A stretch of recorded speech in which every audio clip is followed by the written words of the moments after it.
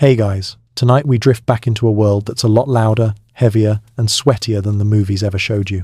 You're standing on the edge of a moonlit training yard, cool air brushing your cheeks, the smell of oiled steel sneaking up your nose, and the soft thump-thump of armored boots moving in deliberate rhythm. You hear swords clack together, not the elegant, ballet-like choreography Hollywood loves, but short, sharp collisions that feel almost disappointed in you for ever believing a sword fight looked like a dance. One knight stumbles, another shoves him with a shield edge, and for a split second you realize you'd probably last about 3 seconds out here. And that's if everyone felt generous tonight. So, before you get comfortable, take a moment to like the video and subscribe, but only if you genuinely enjoy what I do here. And hey, if you're watching this from somewhere interesting, drop your location and local time in the comments. I always love seeing where you all are tuning in from. Now, dim the lights, maybe turn on a fan for that soft background hum, and let's ease into tonight's journey together. You take your first steps into the training yard, boots sinking slightly in the packed earth. The moon sits just right, you know. That perfect documentary lighting. Moment directors pretend happens all the time, and the silhouettes of armored figures move around you with surprising grace. You expected clunky stomping, maybe a little comedic wobble, something like your mental copy-paste of every B-movie knight who can't bend his knees. But no, these figures glide, they pivot, they crouch. One even breaks into a short sprint, as if 70 pounds of steel is merely a fashion statement. Historians still argue whether these moonlit drills were common practice, or just the romantic retellings of later chroniclers. But right now, it feels real enough that you're instinctively lowering your head, half convinced someone's stray shield bash is headed your way. You move closer, weaving between practice rings marked with wooden posts wrapped in rope. One knight stands with his visor open, face sweaty, hair plastered to his forehead. He gives you a look half curiosity, half don't stand too close unless you want to be mistaken for a target. His sword isn't the broadsword of Hollywood fantasies, nor the absurd Final Fantasy slab of metal you'd need a forklift to lift. It's balanced, elegant, surprisingly narrow. A proper arming sword. Not the cosplay version. A trainer shouts instructions in the background. Not swing harder, not spin dramatically, but things like shorter steps, keep your center of mass low, edge alignment. That last term hits you, edge alignment. You probably never thought about it, but in real life, if your blade isn't perfectly aligned with the direction of your cut, you're just smacking your opponent with a fancy metal club. It's a mainstream historical fact that Fechtbücher medieval combat manuals obsessed over edge alignment. Meanwhile, movies, they love big wind-ups and slashing arcs wide enough to carve your name into the atmosphere. A knight practices a simple cut. Raise, angle, drop. No spinning, no twirling, no anime-infused fireworks. You half expect someone to yell, "Wow, that was boring," because your modern brain has been raised on CGI sparks and mid-air slow motion. But here the simplicity feels honest, precise, deadly. One of the squires mutters that real fights are over in seconds. Another one jokes that the only time you see 10-minute duels is when two drunks argue over who stole whose chicken, so there's your quirky tidbit for the night. You run your fingers lightly across a nearby practice sword, dull-edged but still intimidating. It's warm. Someone just used it. The grip feels tacky from sweat and resin. And the weight? Not nearly as heavy as you feared. No 15-pound. Monstrosity here, more like 2.5 or 3 pounds, evenly distributed. The trainer catches your surprised expression and smirks, as if he's seen that reaction 1,000 times. "Real swords aren't crowbars," he says. "They're scalpels." You nod, pretending you knew that already, even though your entire mental catalogue of sword knowledge is currently rearranging itself like a startled flock of pigeons. A knight nearby performs a sequence you recognize from a manuscript illustration, 3 steps. A pivot, a rising cut from the left. He moves with that relaxed tension athletes have. Not wasted energy, not flashy, just efficient. Modern athletes talk about economy of motion, and here you're seeing the medieval version of it. One more small historical fact slips in. These techniques were systematized, not improvised. Medieval Europe had schools of martial arts, complete with traditions, lineages, and master instructors long before modern fencing emerged. Someone trips behind you, a squire too eager, too fast. His mace thuds in the dirt. A knight shouts, "Slow down." Speed grows from control, not panic. And you file that away as another little truth the movies ignore. You don't swing with maximum speed all the time. You swing with exactly the speed the moment requires. If you overextend, you're done. If you undercommit, also done. Real combat is cruel like that. The moon climbs higher, casting gleams off the helmets like tiny wandering stars. You watch a pair practice shield and sword pairing, and you're startled by how rough it looks. No gentle taps. The shield edges hit ribs. The sword pommels knock helmets. A few sparks burst off steel, and yes, you jump a little. Feel free to pretend you meant to do that. One of the trainers laughs softly. Nothing to fear. If they wanted to hit you, you'd already be on the ground. Comforting. As you keep walking, a question starts poking at your brain when knights talk. About these nightly drills, how much do they exaggerate? Historians still argue whether some of the most dramatic combat treatises were meant for battlefield use or dueling contexts. And you can see why. The footwork is precise. The strike's intentional. You picture trying any of these moves while trudging through actual mud, and suddenly your ankles hurt in sympathy. Tonight, though, the yard is clear, the air crisp, and the knights focused. And you somehow feel yourself relaxing into this world. The clinks of steel turn rhythmic. The soft murmurs of instruction drift like calm waves. For a moment, despite the weapons all around you, this feels peaceful, safe, like watching athletes train, not warriors preparing to risk their lives.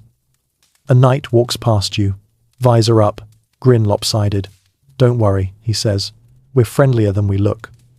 You're not convinced, but you appreciate the effort.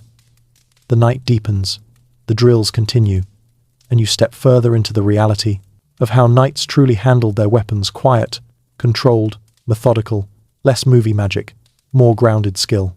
And without quite realizing it, your journey into the truth behind medieval combat has begun. You move deeper into the training yard until one of the knights motions you closer with a lazy flick of his wrist, like he's inviting you over to inspect some mundane household tool instead of a weapon capable of carving your future into very short chapters. He holds out his sword, an arming sword, single-handed, modest, almost unassuming, and when he places it into your hands, the first shock hits you instantly. It's light. Not feather light, not cheap prop light, but light in the way a well-balanced hammer feels right before you swing it. Present, centered, ready to move exactly where you want it to go. Your brain, raised on video game inventories, where every sword weighs anywhere from lightly inconvenient to please consult your chiropractor, needs a moment to adjust. Movies make you believe knights lug around iron bars the size of surfboards. You half expected to grunt just to pick it up. Instead, your wrist rotates easily, and the blade seems to float through the air, like it has opinions about physics and wants you to know them. "Don't let go," the knight says, as if he knows you were just about to see whether it balances upright on your palm. Fair enough. You tighten your grip and feel the leather binding warm instantly under your skin. The knight taps the blade with his knuckle. Real steel likes you back if you treat it right. You can't tell whether he's joking or slightly serious, and honestly you're too enchanted by the weapon's feel to ask. That's your first mainstream historical fact for this round. Medieval swords are not heavy slabs. Most weighed 2 to 4 pounds, because they were tools of precision, not gym equipment for masochists.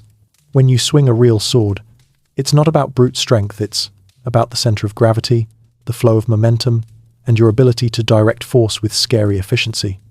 You try a small movement, something harmless and shallow, a gentle arc through the air. The knight watches your attempt with the patient expression of a parent observing a child enthusiastically hitting a piñata from the wrong angle. "Your stance is too open," he says, "and you're using your arm. Your whole body should guide the blade." He steps behind you and adjusts. Your posture: shoulders square, knees slightly bent, feet angled. Suddenly the sword stops feeling like something you're holding and starts feeling like something passing through you. You move again, and the difference is immediate. The blade doesn't wobble. It slices air with that clean, satisfying sound you've only ever heard in movies. Except this time, it's not exaggerated. "Better," he murmurs. "Not great, but better." You smirk. He didn't have to roast you like that, but you respect the honesty. Another knight approaches with a longer weapon, a longsword this time, and hands it over. The weight distribution surprises you again. It's balanced closer to the hilt than you expect, giving the blade that floaty feeling that's both empowering and slightly alarming. A quirky tidbit? Some historical longswords were so well balanced that modern reproductions baffled new users who expected them to behave like crowbars dipped in nostalgia. The knight gestures toward a wooden post. "Try a cut," he says. Slowly, controlled. You raise the blade, remembering your earlier lesson. Feet first, body next, weapon last. You step, rotate your hips slightly, and guide the sword downward at an angle.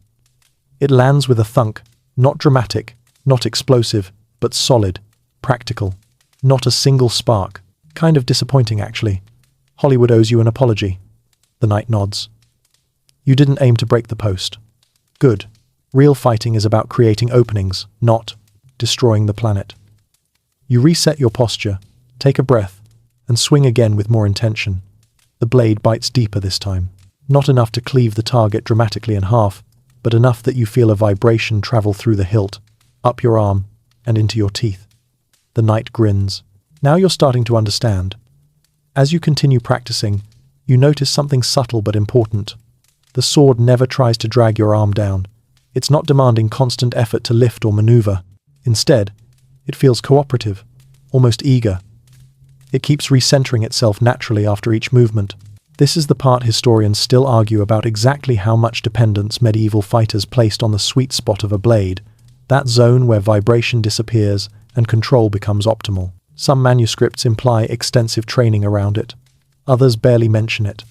Standing here, feeling the gentle hum of steel in your hand, you get why scholars debate it so intensely. A trainer wanders over with a waster, a wooden practice sword, and swaps it into your hand. You tilt your head. It's heavier, blunter, miserably unbalanced. Yeah, he sighs. Those are for rough training. Real steel is smoother, less fatiguing, but also less forgiving when you mess up. You try a quick cut with the waster and instantly regret it. It jerks off center and smacks the post like a toddler swinging a bench. You rub your wrist and mutter something that is technically PG-13, but sounds like your feelings got bruised more than your arm. The knight chuckles. This is why footwork matters more than biceps. You want to swing heavy things? Go be a lumberjack. Somewhere behind you, two knights are sparring. Not choreographed, not twirling, not leaping dramatically over each other's heads.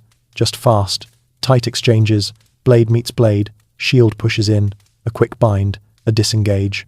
Every move is small, efficient. You glance at your sword again, realizing the truth. The movies lied. Real sword combat isn't about big movements, it's about the smallest ones.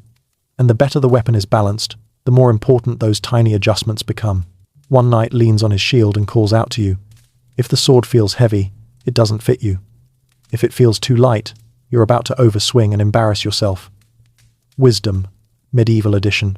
You take one more cut, smoother this time, and feel the blade snap perfectly into line. The vibration vanishes. The strike feels almost effortless. For the first time tonight, the weapon feels like a natural extension of you, not a toy, not a special effect, but a tool meant to guide your body through a world that doesn't care about dramatic flair. And as you exhale, surrounded by the rhythmic clinks of training steel, you finally understand why medieval fighters obsessed over balance, leverage, and the whisper-like precision of well-forged blades. You're still turning, the sword in your hands, feeling that addictive smoothness in each tiny shift of weight, when a loud thud jolts your attention.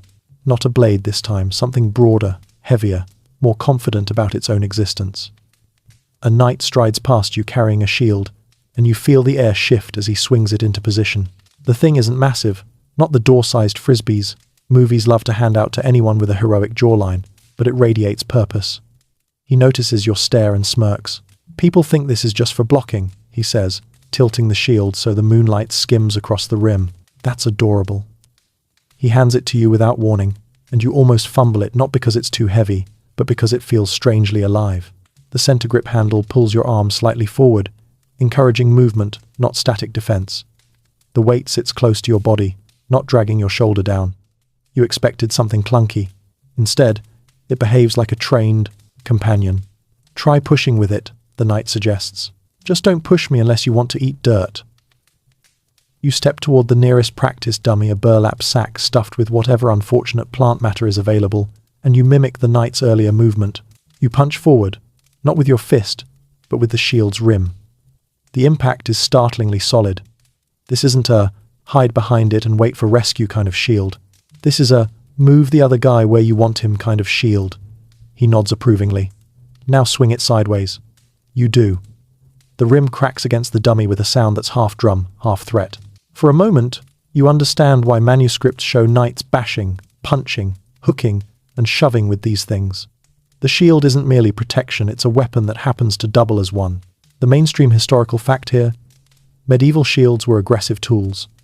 They weren't passive barriers, they were pivots, levers, and blunt instrument problem solvers. You rotate it in your grip and feel how the center holds everything together. The balance encourages fast maneuvering. No sticking your arm out like Captain America pretending physics is optional. No letting it drag on your wrist like a misbehaving shopping bag.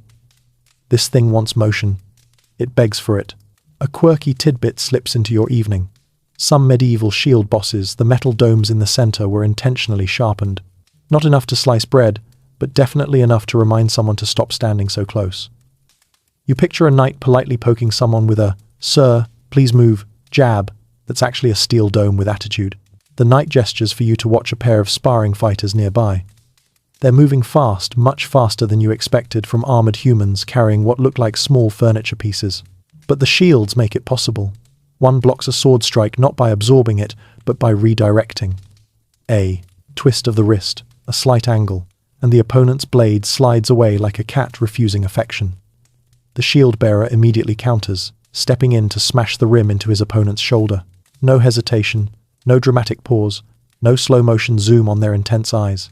Another knight walks by and mutters, "If your shield stops moving, you're either dead or bored." You're not entirely sure he's joking. They switch positions. And you notice something else. Shields manipulate distance. A good shield fighter owns the space between them and their opponent. They press, open gaps, close angles, and keep the rhythm unpredictable. This is where scholars still argue whether certain shield techniques, like the infamous heater shield bind, were common in battle, or mainly tournament flair. Watching these fighters now, the lines blur. It all feels practical, usable, immediate. "Come here," the knight says, dragging over a round shield this time. Different. Shape, different purpose. You strap it on, feeling its tug differently than the heater shield. Round shields, with their broad curves, favor sweeping motions and dynamic footwork. This one practically encourages circular movement. When you raise it, the weight aligns effortlessly with your arm, as if it's whispering, "Spin me, calm down, shield. Tonight's not a performance." The knight demonstrates how to hook with the rim, sliding the curve around an opponent's weapon arm to yank it aside. You try it, awkwardly, nearly tripping yourself in the process. He laughs. Not a mocking laugher, "You're doing better than the last guy" laugh. "You want to control the fight before you throw a single cut," he says. The shield is your negotiation tool. You appreciate that logic. You negotiate with the dummy again, hooking and striking until the burlap's dignity is thoroughly compromised. Then he shows you something surprising. He holds the shield angled down and uses it like a sliding wall to guide an incoming practice sword away from his body. The motion is tiny, barely noticeable, yet the blade glides off harmlessly. No giant clash, no dramatic recoil, just subtlety. "You don't need power," he explains. "You need geometry." You file that away under medieval wisdom that sounds like it belongs on a motivational poster. Nearby, two fighters are practicing shield punches, short, sharp movements designed to knock someone off balance. They're loud, explosive, and unromantic. A shield punch to the visor would ring your bell harder than your old-school fire drill alarms. And yes, you instinctively touch your temple just imagining it. The knight hands you a buckler next, a tiny shield, small enough to look like someone lost a dinner plate in a weapons shop. Except this one is anything but cute. It's fast. It's vicious. It's meant for duels, civilian fights, and tight quarters. You move it experimentally and feel how it tracks your wrist like it's wired to your nervous system. This one's for swatting blades, punching hands, and making someone regret reaching too far, the knight says. You try a few motions. The buckler flies in quick arcs, tapping the sword out of line and snapping back to guard like a caffeinated hummingbird. But the real surprise hits you when the knight steps behind you and says, "Now pair it with a sword." You raise both. Suddenly everything changes. You feel like you've unlocked an unexpected third arm. The buckler rotates, clears openings, smacks aside threats, while your sword slips into the gaps it creates. It's almost elegant. Almost. You smack yourself in the elbow twice before getting the hang of it, he chuckles. Everyone does that. You spend a few minutes testing the rhythm, buckler taps, sword cuts, shield pushes, steps aligning. Everything feels more alive than the choreographed nonsense you grew up watching. Real shields demand footwork, timing, and nerve. No static turtle shell defense, no heroic slow-motion onslaughts, just gritty, clever, efficient tactics. And by the time you hand the shield back, your forearm is humming not from weight, but from activity, from motion, from the weapon that wasn't just protection, but a conversation between you and the space around you. You walk away understanding that knights didn't survive because armor protected them. They survived because shields empowered them. You're still shaking out your arm from that buckler experiment when a knight calls out from across the yard, "Drop the toys and come see the real king of weapons." His voice carries that smug confidence only someone holding something long, pointy, and historically underrated can muster. You wander over, expecting a halberd or maybe some dramatic warhammer. Instead, he hands you a spear. A plain-looking one. Bare wood shaft, iron tip, no fireworks attached. It is, immediately, the least glamorous weapon you've touched tonight. And the moment you wrap your fingers around it, you feel why knights adored it. Light, straight, responsive. You can't help but lift it experimentally and marvel at how it moves. It's like someone put a lightsaber inside a stick, utterly obedient to direction, quick to accelerate, and disturbingly honest about your mistakes. The knight grins at your expression. Welcome to the weapon that actually wins battles. You blink. But swords? He laughs so loudly one of the trainees nearby nearly drops his shield. Swords are sidearms, backups, fashion statements. The spear is your best friend, unless you're the poor fool standing on the other end of it. There it is, the mainstream historical fact. Spears were the knight's real bread and butter on the battlefield, especially in formation. They offered reach, control, and efficiency. While movies worshipped swords, medieval armies worshipped spears. You try a few initial thrusts, slow at first, because you've learned your lesson tonight, and the spear glides forward like it's slicing the evening air into neat slices. The knight adjusts your hands, front hand guides, backhand powers. You feel the difference instantly. The shaft becomes a lever, not a stick. Each thrust straightens naturally and recovers faster than you expect. The recoil? Barely noticeable. Good, he says. Now move your feet. Spears don't work if you're standing still like a decorative statue. You shuffle awkwardly, almost tripping over your own expectations. He guides you through a simple pattern. Step, thrust, withdraw, pivot. The spear extends your reach by an absurd amount. You're hitting the practice dummy without even getting close enough to smell whatever compost lives inside it. The knight nods approvingly. See? No need to play tag with swords when you can poke from a polite distance. He gestures for you to watch as two spear fighters spar. They're not doing Hollywood twirls or fantasy spins. They're doing sharp, tiny adjustments, micro-movements that decide the whole match. A twitch of the wrist to deflect a thrust. A subtle angle change to slip under a guard. One fighter feints low, then redirects high so smoothly it feels like the spear is reading his mind. You notice how the longer weapon creates a psychological barrier. Neither fighter wants to enter the other's reach without a plan, and that tension turns every step into a negotiation. Scholars still argue whether certain thrusting techniques shown in medieval treatises were common in mass warfare or mostly elite dueling methods. Watching these knights now, you can imagine both being true, depending on the setting, tight formation versus individual combat. The knight grabs your attention again by handing you a heavier spear, this one with a broader blade, almost like a short sword at the end. Boar spear, he explains.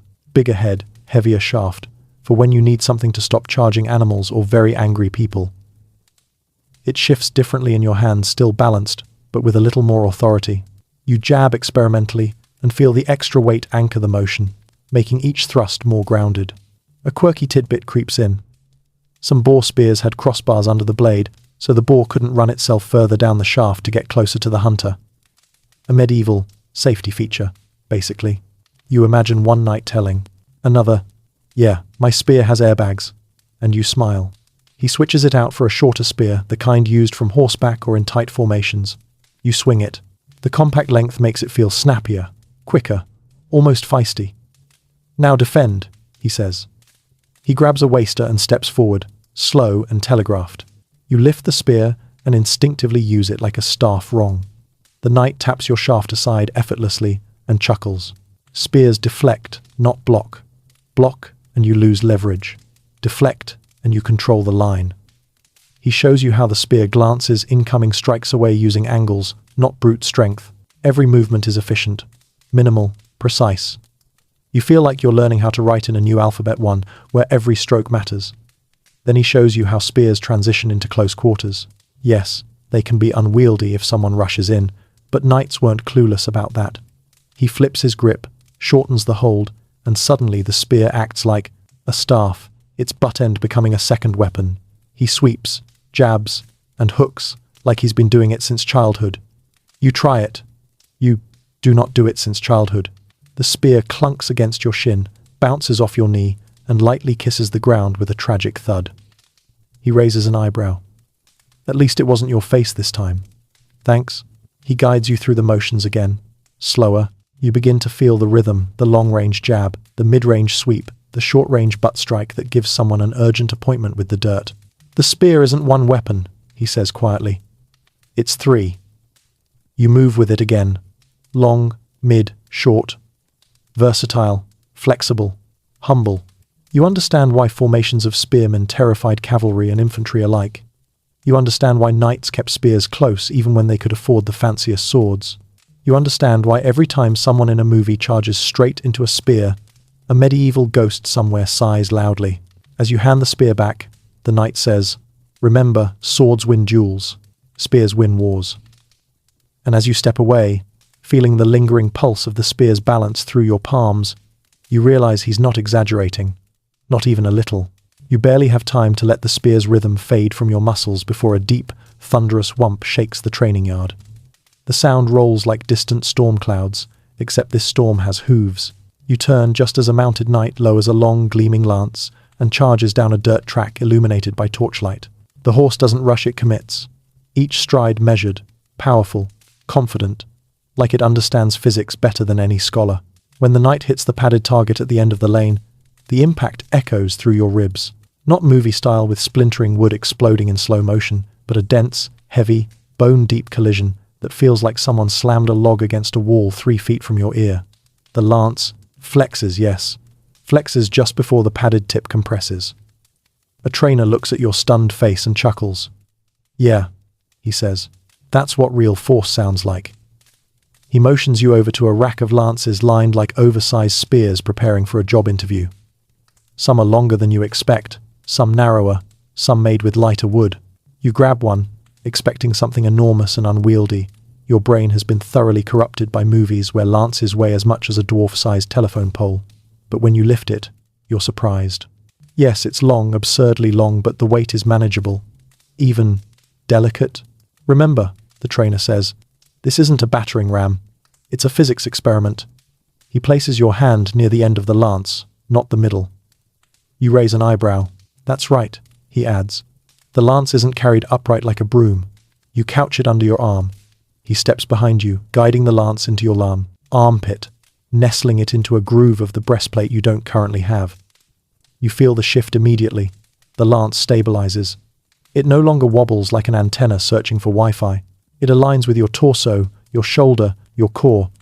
"Now, imagine moving 30 kilometers an hour," he says, because the horse adds its weight and velocity to the strike. You gulp. So that earlier impact? That wasn't even the full commitment of horse plus knight plus leverage.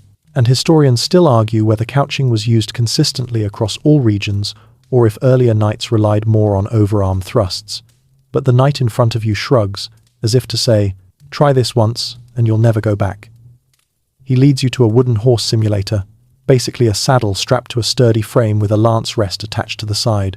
You mount awkwardly, swinging your leg over like someone trying yoga for the first time. The knight mutters, "Well, at least you didn't try," from the wrong side, which you assume is meant to be encouraging. He helps you lower the lance into position. Suddenly, the length makes sense. The lance isn't meant for swinging, no dramatic overhead arcs or swashbuckling twirls. It's a straight-line instrument, a guided missile powered by galloping muscle. "You don't really aim with your hands," he says, tapping your elbow until it relaxes. "You aim with your legs. With the horse's movement, your body becomes the sight.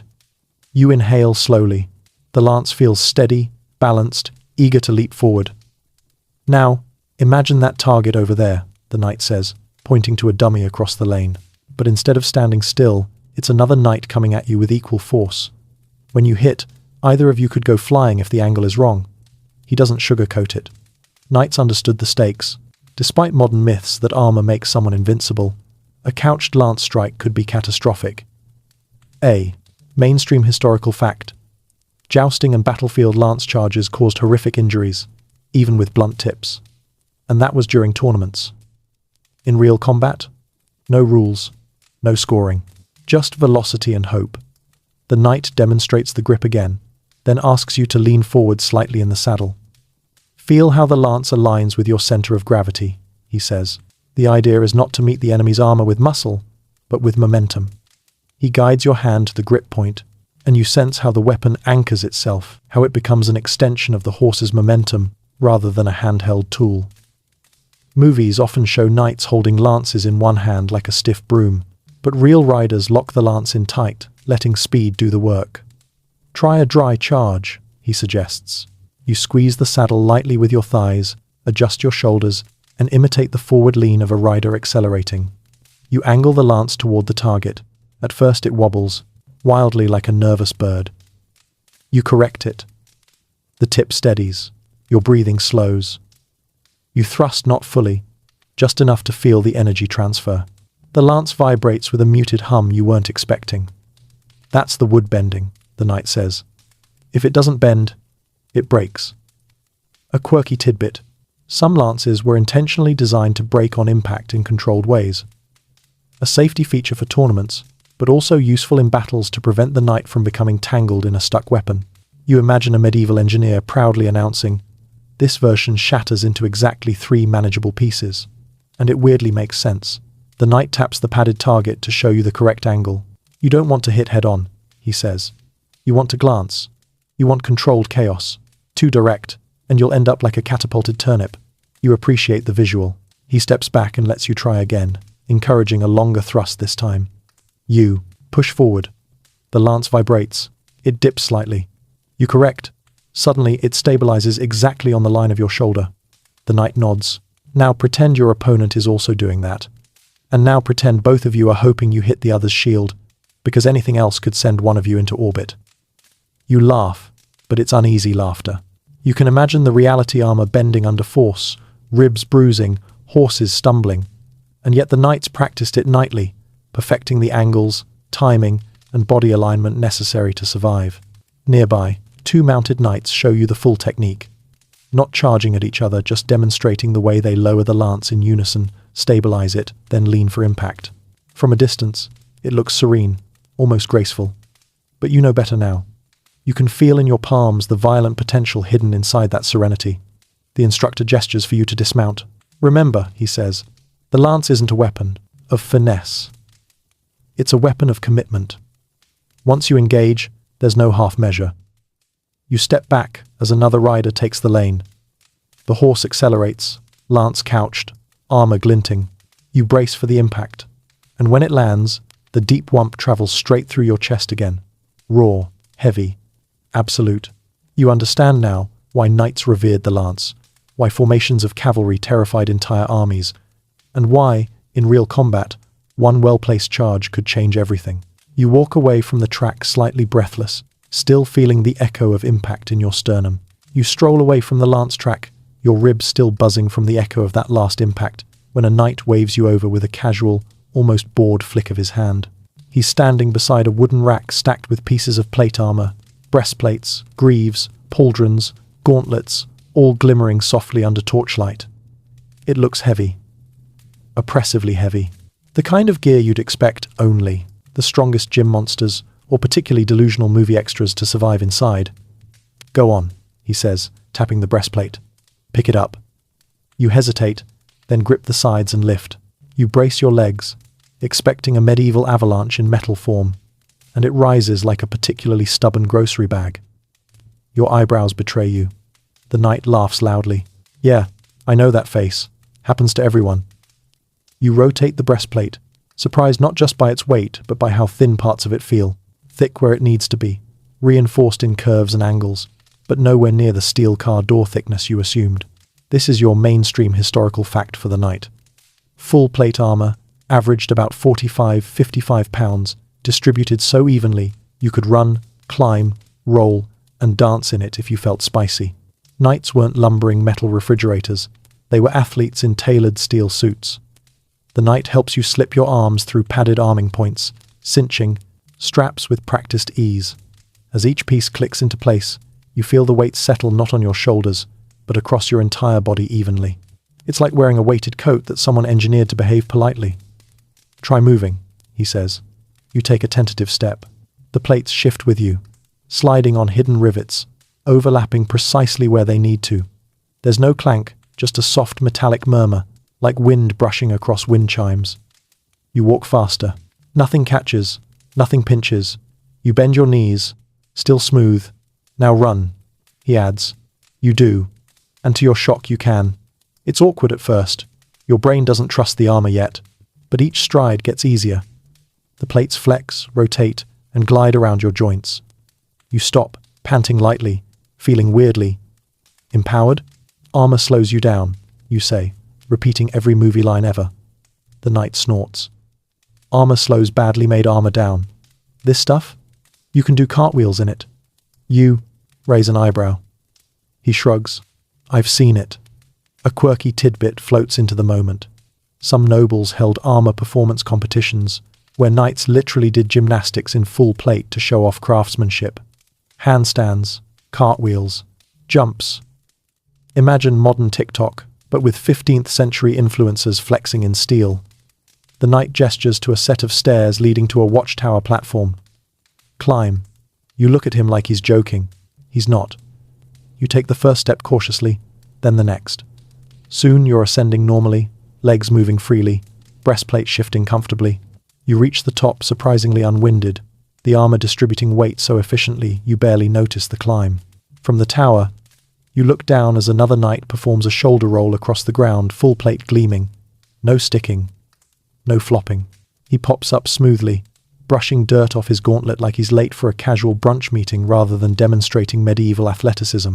"See?" Your guide calls up. "We weren't waddling like penguins." That nonsense comes from Victorian theatre costumes, not us. You descend again, this time more confident. Back on the training ground, the knight taps your pauldron. "Now try a thrust." He hands you a practice sword. You expected the armor to restrict upper body movement, but your shoulders rotate freely. You lunge. The armor stays balanced. No wild counterweight, just efficient protection. "Armor's not your enemy," he says. "Fatigue is." He walks you through pivoting, stepping, ducking, and bracing. Every movement feels manageable, even natural. The real surprise hits when he tells you to kneel. You lower yourself. The armor bends with you, sliding over joints with mechanical sympathy. You rise again and feel the plates shift back into place with satisfying precision. Historians still argue whether certain late medieval suits were optimized for heavy cavalry or foot combat, he says, as he checks your gauntlet straps. But all agree on this. Good armor is mobility with insurance. He directs your gaze toward two knights sparring nearby, both in plate. They move fast, faster than most unarmored fighters you've seen. One darts sideways, pivoting lightly on the balls of his feet. The other lunges, feints low, then delivers a clever rap cut. Not once do they stumble under their gear. Not once does their armor betray them. "Watch the knees," the knight murmurs. Articulation points are masterpieces.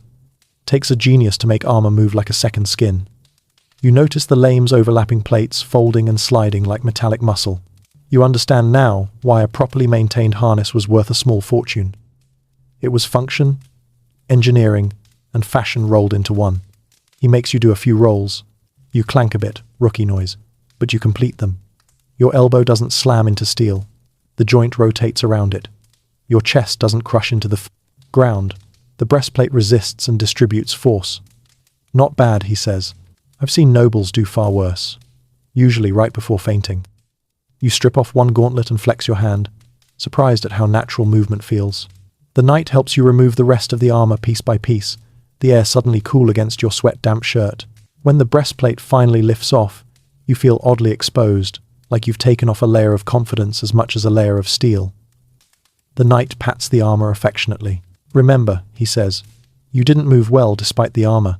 You moved well because of the armor. It's designed to keep you alive without slowing you down. Hollywood got that part completely wrong." You nod, rubbing your arms, feeling weightless now. Lighter, faster, but also weirdly longing for the security of that steel shell. Because now you understand why knights trusted their armor, and why, when worn correctly, it turned them into something more than human. A fusion of muscle, engineering, and practical bravery. You're still adjusting to the strange lightness of being out of the armor when a sharp grunt cuts across the training yard.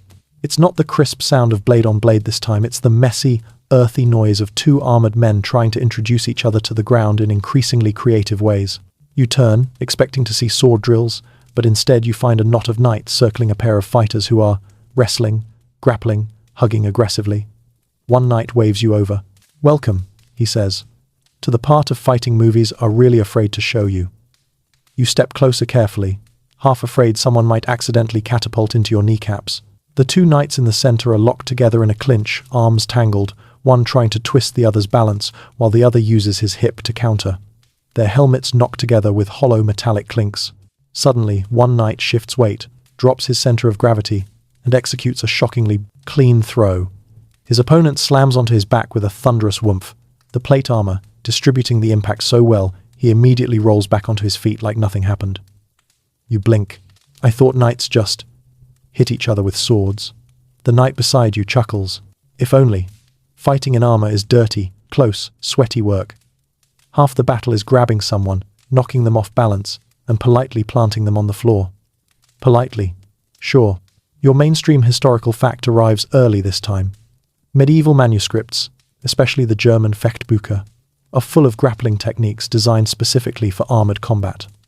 Why? Because armor is great at stopping cuts, but not so great at stopping physics. When blades can't bite easily, warriors resort to leverage, joints, and gravity. You soon realize that knights didn't just train to swing weapons, they trained to control bodies. The knight gestures you forward. "Try this," he says, grabbing your wrist gently and guiding your hand toward his elbow. "See the gap under the pauldron? That's one of your targets. Armor protects big areas. Joints? Not so much." You lean closer.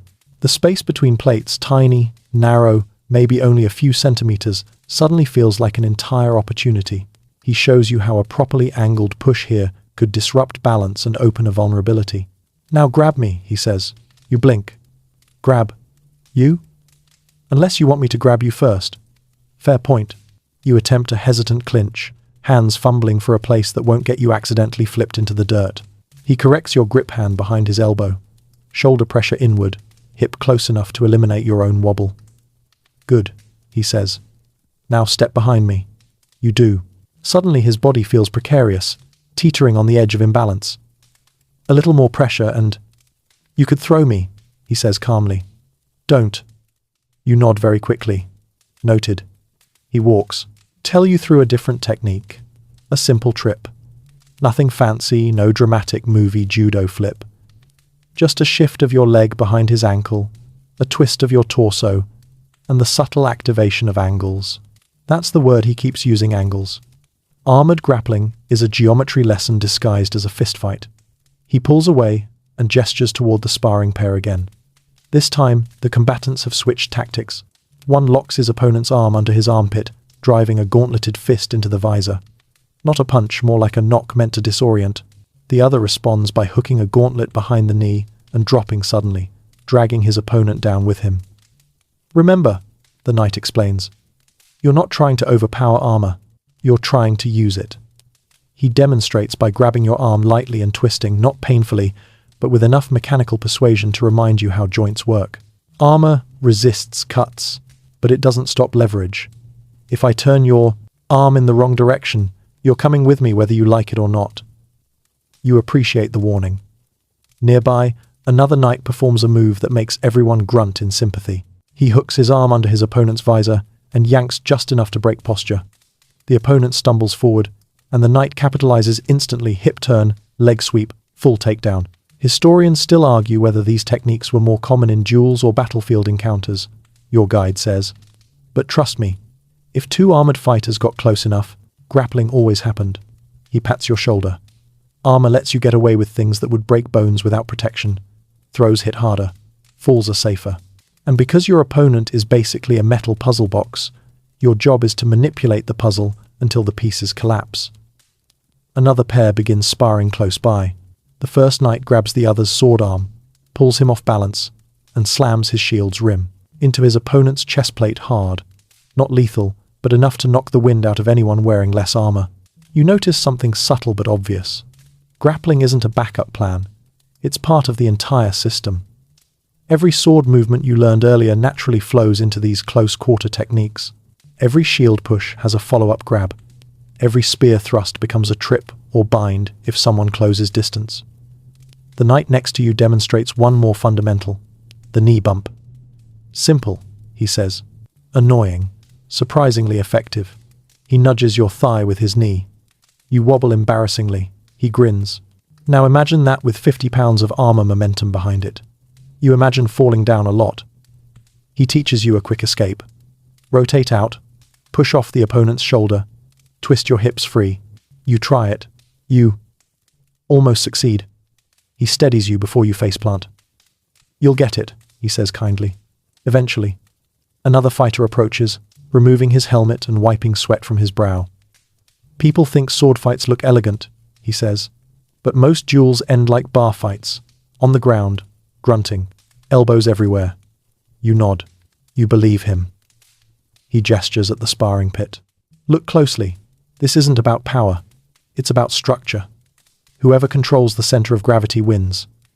You watch another takedown, simple, efficient, brutal in its honesty. No sparks. No spinning. Just leverage. As you step away from the grappling ring, your limbs tingling from practice and close calls, you understand why knights trained so obsessively for close-quarters combat. Because once sword ranges collapsed, and they always did, fights stopped being graceful dances and became contests of balance, pressure, grip, and grit. The movies avoid showing this part because it's not pretty, but here, under torchlight, armor dented, sweat glistening, you see the truth.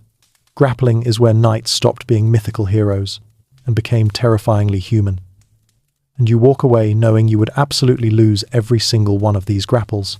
You're rubbing your wrists, half proud you survived medieval grappling class, half embarrassed at how often you nearly toppled over when a knight strolls toward you carrying a longsword in an odd way, not raised overhead, not extended forward, but gripped halfway up the blade. His gauntleted hand wraps firmly around the steel itself, thumb braced along the flat. For a split second, your brain short-circuits. You say, isn't that dangerous? He grins. Not when the blade's made for it, and not when you know what you're doing.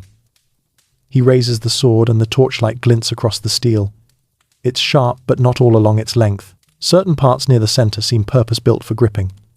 You step closer, curiosity tugging you like a leash. Welcome, he says with exaggerated grandeur, to half-swording the very thing movies pretend doesn't exist because it isn't flashy enough. He places the sword in your hands. You try gripping it normally, but he immediately corrects you. No, grab the blade. You hesitate.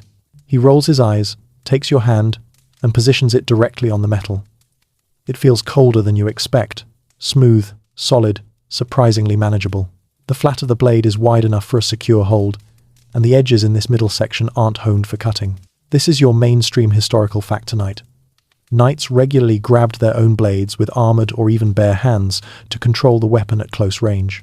Half-swording let them turn a longsword into a precision tool, ideal for thrusting into gaps in armor, grappling at the bind, or using the sword like a short spear. Try a basic thrust, he instructs. You plant your feet, choke up on the blade, and push forward. Without the long lever of the hilt to tip extension, the sword suddenly feels shorter, denser, more like a crowbar with opinions. The tip stays straight without wobbling. Your guiding hand anchors it like a laser pointer for unfortunate people. Exactly, he says, pleased. A full-length swing against plate armor? Mostly useless. But a precise thrust into the visor, armpit, or groin? That's the real game. You nod, trying not to think too hard about the groin part. He shows you how to transition smoothly. Full grip for reach, then slide the top hand forward to half sword as you close in. The movement is shockingly natural. The sword flows like a living thing, long range to short range, cut to thrust, edge to leverage. It's almost elegant. Then he demonstrates something that instantly rewires your understanding of medieval combat. He flips the sword around and grips the blade fully with both hands, using the pommel and crossguard as striking surfaces. "Now it's a hammer," he says cheerfully. He brings the weapon down in a controlled arc on a practice helm, and the metal rings with a hollow, humbling clang. Not a cut, a knockout strike. The crossguard slams like a steel fist, the pommel like a very rude meteorite. You blink. "You hit people with the hilt?" He nods. Half-swording isn't a style, it's a toolbox. And this is the make them go away tool. A quirky tidbit slips in. Some manuscripts depict knights using the murder stroke, flipping the sword around to wield it like an improvised warhammer. You stare at the training helm he just smacked. The dent is sizable. You decide quietly that you will never complain about unrealistic boss fights in video games again. "All right," he says. "Let's try something simple." He positions you in front of a padded training dummy. Grab the blade firmly. Now, step forward and thrust into the left armpit gap. You squint. That gap is tiny. Like thread a needle during an earthquake. Tiny. But you try anyway. You step, thrust, and whiff. Completely. Your blade skidding off the surface like a regrettable handshake. He pats your shoulder. "That's expected. Armor is designed to make your life difficult." Again. You try again. This time your guiding hand stabilizes the point. The thrust lands cleanly in the gap. "Good," he says. "That would get you somewhere. Unpleasant for your opponent." You grin weakly. He walks you through more drills, thrusting upward under the visor slit, turning the crossguard into a hook to yank an enemy's leg, using the pommel to knock aside shields or helmets, driving the point downward through clavicle openings. It's delicate, almost surgical. The sword isn't a slashing weapon now, it's a precision tool for finding tiny vulnerabilities. And here's where historians still argue whether half-swording appeared more often in full battlefield combat or specialized armored duels. Watching the knight move, the debate feels almost irrelevant. If you're close, enough, and armored enough, you half-sword. It just makes sense. The knight guides you through a bind next. Your blade meets his. Instead of swatting wildly, he slides your sword down with a controlled stroke, keeping contact the whole time, an elegant glide that redirects your point harmlessly away. In the same motion, he steps inside your guard, grabs your sword by the blade, and angles it toward your chest. You freeze, staring at the tip, hovering a breath away from your sternum. "See?" he says. "Control." Half-swording gives control. You nod slowly. Also, yikes. He shows you how to push back. Grip the blade, drop your weight, rotate your hips, and shove him offline. You try it. It works, mostly. You nearly stumble afterward, but he steadies you. "That's the spirit," he says, tapping your helmet with the flat of his blade. Terrible balance, but great effort. Two knights spar nearby, both using half-sword techniques. Their movements are tight, efficient. One binds. The other's blade slides in close and tries a thrust to the visor. The opponent counters with a pommel strike, then a low hook with the crossguard. They shift, rotate, and clinch like dancers who've swapped choreography for joint locks.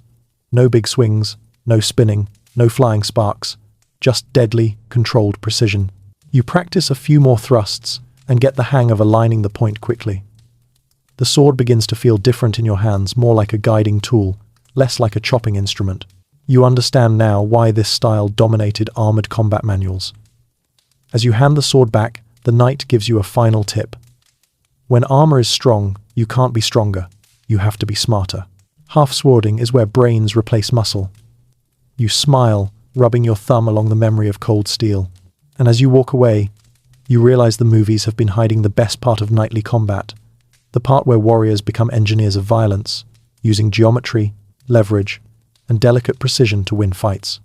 Not by swinging harder, but by thinking deeper.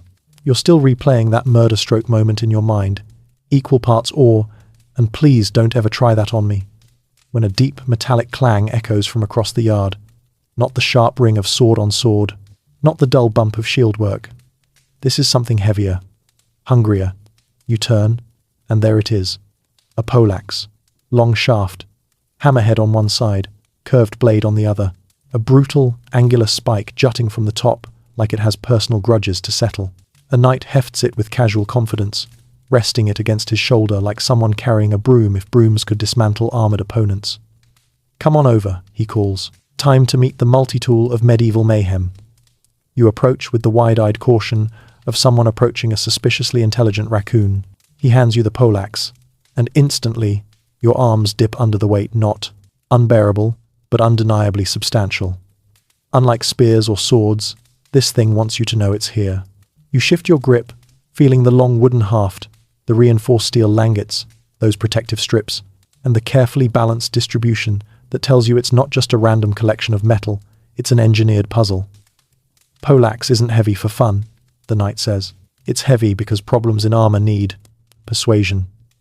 He demonstrates by tapping the top spike onto a wooden practice post. The tap alone nearly splits the wood. You blink hard. That was barely a touch. He winks. Armor laughs at swords. Armor whispers prayers when it sees a poleaxe. He guides your hands into a proper grip, dominant hand near the middle, the other just below the head. This allows both leverage and quick transitions. You give it a small practice swing and feel momentum carry the head faster than expected, pulling slightly at your wrists. "Control," he reminds you. "Poleaxe doesn't follow you, you follow it." Nearby, two knights square off, both wielding poleaxes. Their stances are wide, grounded, cautious. No wild movie twirls, no anime spin attacks. Just measured steps and tight movements. When the first strike comes, it's not a chop, it's a thrust, the top spike darting toward a visor with surgical intent. The other knight deflects with the haft, twisting to redirect the line. This, your instructor says, is why poleaxes dominate armored duels. Too many options, too many angles, no wasted motion. He gestures for you to try a basic combination. 1. Downward chop with the axe blade. 2. Hook and pull, using the backhammer. 3. Upward spike thrust to exploit openings. It feels complicated at first. 3 moves in quick succession, but the balance of the weapon actually helps guide the transitions. The haft becomes your partner, the head becomes the follow-through. "Try hitting that target," he says, pointing at a battered training helm attached to a post. You raise the weapon, exhale, and bring the axe head down. The impact reverberates up the haft like a metallic growl. The helmet dents, deeply. You take an involuntary step back. "Good," he says. On a real battlefield, that's the kind of hit that ruins someone's evening. You feel an unexpected thrill, and also an unexpected respect for anyone who had to face this thing without fainting first. He shows you how poleaxes integrate grappling. With a sudden motion, he lifts the weapon's hook under your elbow, gently pulling you forward. You stumble. See? One tool, infinite insults. He's not wrong. The weapon grabs, pulls, leverages, and manipulates opponents with disturbing efficiency. A quirky tidbit comes to mind. Some poleaxes included hidden compartments or removable dagger-like spikes for extremely close combat. You imagine a knight saying, "Hold on, let me use the secret part," like some medieval Batman gadget reveal. Next, he demonstrates how the bottom spike the cue can strike backward or downward. Perfect for surprise counters or finishing blows when opponents think they're safe behind you. So it's dangerous on every end, you say. "Exactly," he replies, delighted. A polite way of saying it hates everyone equally. He sets you in front of another practice post. "Now, strike with the hammer." You swing. The flathead smashes into the post with a sound like a tree trunk cracking. You feel the shock ripple through your palms. Much different from the slicing motion earlier, this is blunt force trauma, with academic precision. "Blades on armor fail," he says. "Blunt force doesn't. Hammer a helm hard enough, and you rattle the brain inside. Doesn't matter how thick the steel is." A chill crawls beneath your shirt. He waves you over to watch another sparring match. The poleaxes clash mid-swing with sharp metallic shrieks. One knight hooks, low, pulling the other slightly off balance. They clinch, yes, even with poleaxes, and the hafts grind against each other as they fight for leverage. One tries a butt spike strike, the other counters with a sideways shove. Then comes the moment that makes everything click. One knight binds the other's poleaxe, steps inside, and uses the haft like a lever to twist his opponent's torso sideways. It's grappling again, just with a 6-foot metal and wood extension of themselves. Historians still argue whether this kind of close-quarter use was common in battles or mainly for duels. Your instructor notes. But you only need to watch one match to know. Once you're in armor, Polak's fighting is like chess with violence. He demonstrates a final technique, the murder blow. This one involves gripping the haft near the middle, raising the weapon overhead, and slamming the top spike down like a medieval tent peg hammer. Reserved for when you need to stop someone. Immediately, he says. You practice the motion slowly, gently, and even at half speed you sense the terrifying potential. By the time you hand the Polaks back, your arms tremble not from exhaustion, but from the sheer possibility packed into that single weapon. It's elegant without being delicate, destructive without being crude. It's the Swiss Army knife of armored combat, if Swiss Army knives were 6 feet long and specialized in breaking expensive metal suits. You breathe out slowly, the echoes of the Polaks still ringing faintly in your bones. Tonight you learn swords are precise, shields are controlling, spears are strategic. But the Polaks? The Polaks is personal. You step away from the Polaks yard feeling like you've just shaken hands with a medieval thunderstorm. Your palms still hum from the echoes of every strike, but before you can fully appreciate being alive and undented, a soft twip slices through the night. Not the clash of metal, not the thud of wood. A quick, almost polite whisper of air being cut. Another twip. Then 3 more. You follow the sound toward a narrow range lit by 2 torches, where a line of archers stands in eerie synchronization. Their movements are crisp draw, anchor, release each motion flowing into the next like wind over grass. Behind them, a pile of steel breastplates with arrow marks dented into their surfaces gleams in the firelight. A knight notices your skeptical eyebrow raise and smirks. Ah, yes, time to ruin a few more Hollywood fantasies. He lifts one of the breastplates. You expect the arrows to have blasted through like hot knives through medieval butter because movies have conditioned for you to believe armor is basically cardboard decorated by a bored intern. Instead, the breastplate is intact, dented, sure, scuffed, but not pierced. So arrows can't get through plate? You ask. He grins. Depends. On the arrow, on the bow, on the range, on the angle, on the armor quality, on whether the universe is having a laugh at your expense. Welcome to the Mixed Results Club. And there it is, your mainstream historical fact. Properly forged late medieval plate armor was very good at resisting arrows, especially long-range shots. But the knight isn't done complicating the picture. Let's demonstrate. He picks up a longbow taller than you, elegant as a ribcage, and motions for one of the archers to join him. The archer draws the bow in a smooth arc. The bow creaks. The string pulls back past the archer's ear. You can feel the tension from meters away. Twip. The arrow slams into a breastplate mounted on a wooden frame. It dents the metal, but doesn't penetrate. Long range, the knight says. Most battlefield arrows are like this, good for scaring horses, hitting weak armor, or ruining someone's day, but not punching through quality plate. Twip. Another arrow. This one launched from much closer, harder, faster. The dent deepens, but the arrow still doesn't perforate. You're about to relax when the knight picks up something different. A heavy war arrow with a thick bodkin point, designed purely for penetration. He hands it to the archer, but this time he switches bows, something shorter, stockier, heavier limbed, with a thick string that looks like it could double as a tow rope. The English liked longbows, he says. The crossbow communities preferred these monstrosities. The archer loads, anchors, and releases. Crack. The arrow hits so hard the breastplate buckles. The tip bites through, not a full pass-through, but enough to make you very uncomfortable about having a torso. The knight shrugs. Point-blank range, high-draw weight bow, specialized arrowhead, expensive armor. And the result? Maybe. He sets the damaged breastplate down. Historians still argue whether arrows routinely penetrated late medieval plate armor on the battlefield, because the sources are contradictory and the surviving armor is exceptional. But what we do know is this. Archers weren't useless against plate. They just had specific roles. He motions for you to follow him to a second range. Here, the targets aren't breastplates, they're models of armpits, visors, groins, and joints. Gaps in armor. This is where archers earn their pay. An archer fires. The arrow punches into the armpit gap with terrifying accuracy. Another shot whistles straight through a visor slit. You swallow hard. That's unfair. The knight laughs. You think battles were fair? He shows you how arrows were used strategically against knights. Volley fire to disrupt formations, and panic horses, close-range shots aimed at gaps instead of plates, indirect fire to rain arrows into weak spots, sharpened stakes to force knights into arrow kill zones. Then he hands you a smaller crossbow, compact but sturdy. Try it.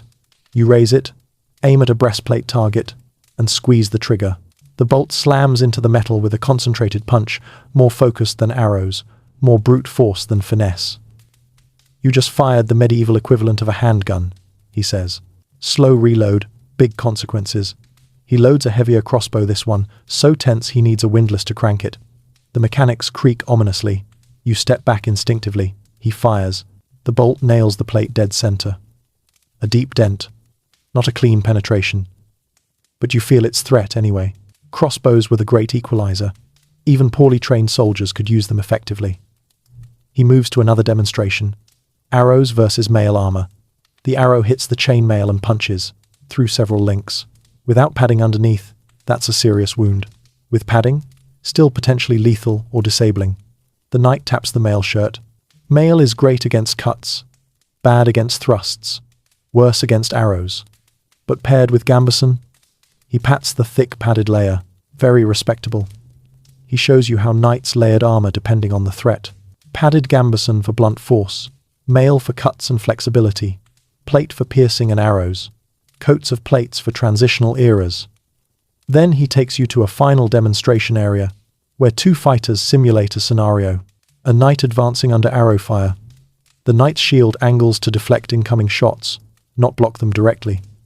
The arrows glance off, sliding past harmlessly. That's the trick, he says. Shields are geometry, not brute force. A quirky tidbit emerges when he picks up a tiny tarred shield studded with small iron spikes. Some archers use these as mini shields when shooting back. Very fashionable.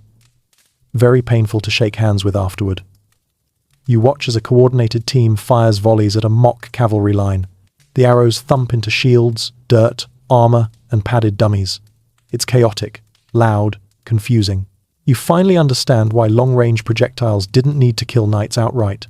They disrupted movement, formations, morale, and momentum. So, you ask, could arrows really stop a charging knight? The knight lifts a battered breastplate with a deep dent. Sometimes they could, often they couldn't, but they could shape the battlefield. And that's enough. He hands you one of the bodkin arrows. It's simple, unassuming, deadly in the right conditions, and as the archers loose another volley into the night sky, the soft hiss of 100 shafts reminds you that the truth of medieval warfare isn't clean. It isn't absolute. It's a blend of craftsmanship, physics, luck, and training.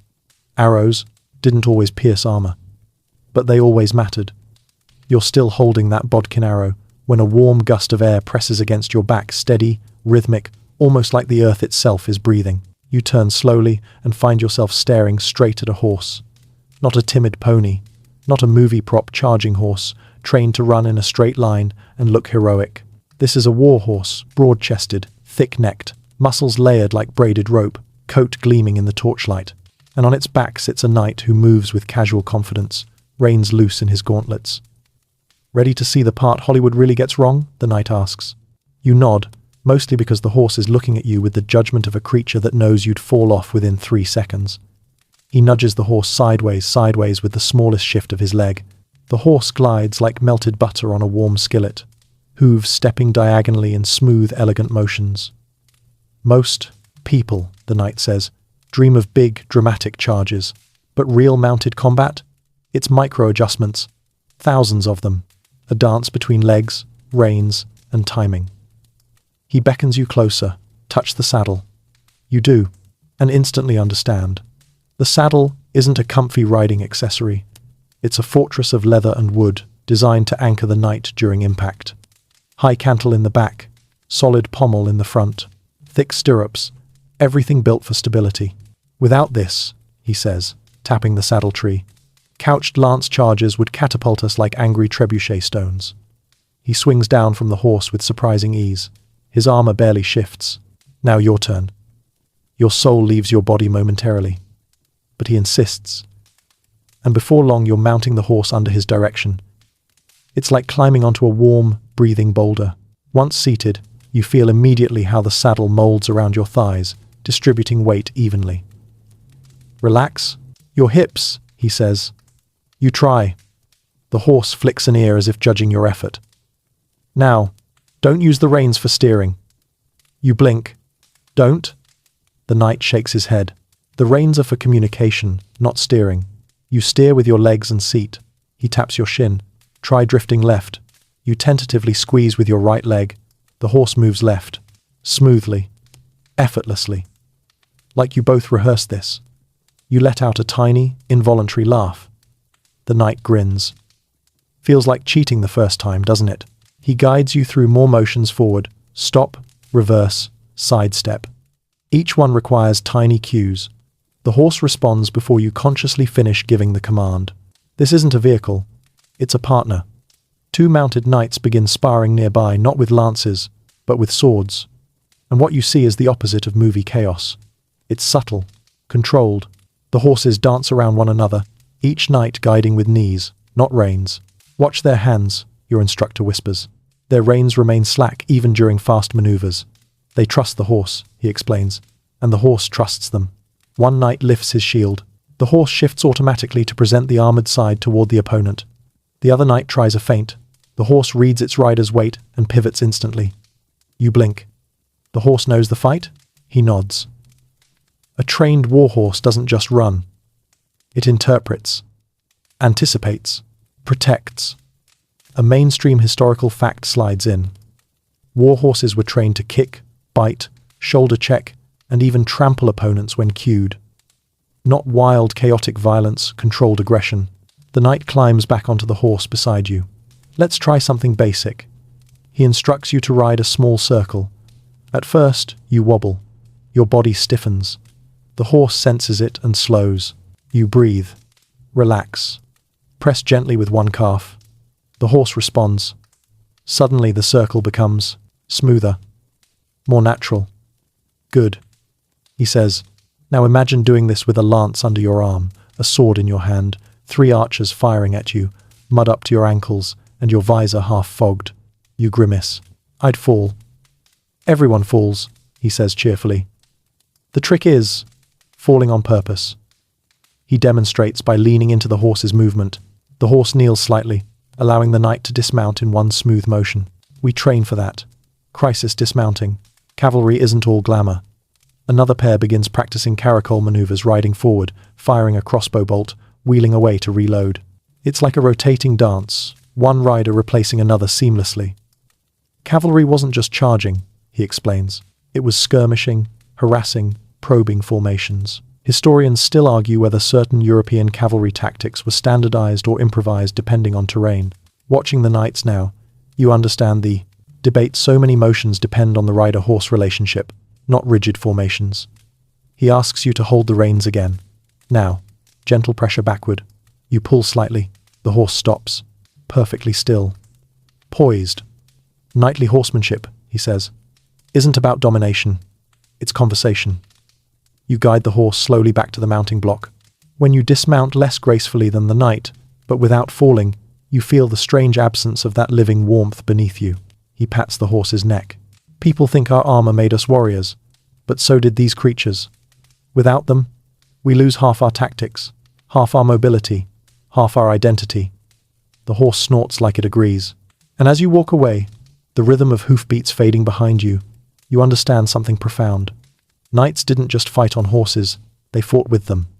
A true partnership. Silent, powerful, precise.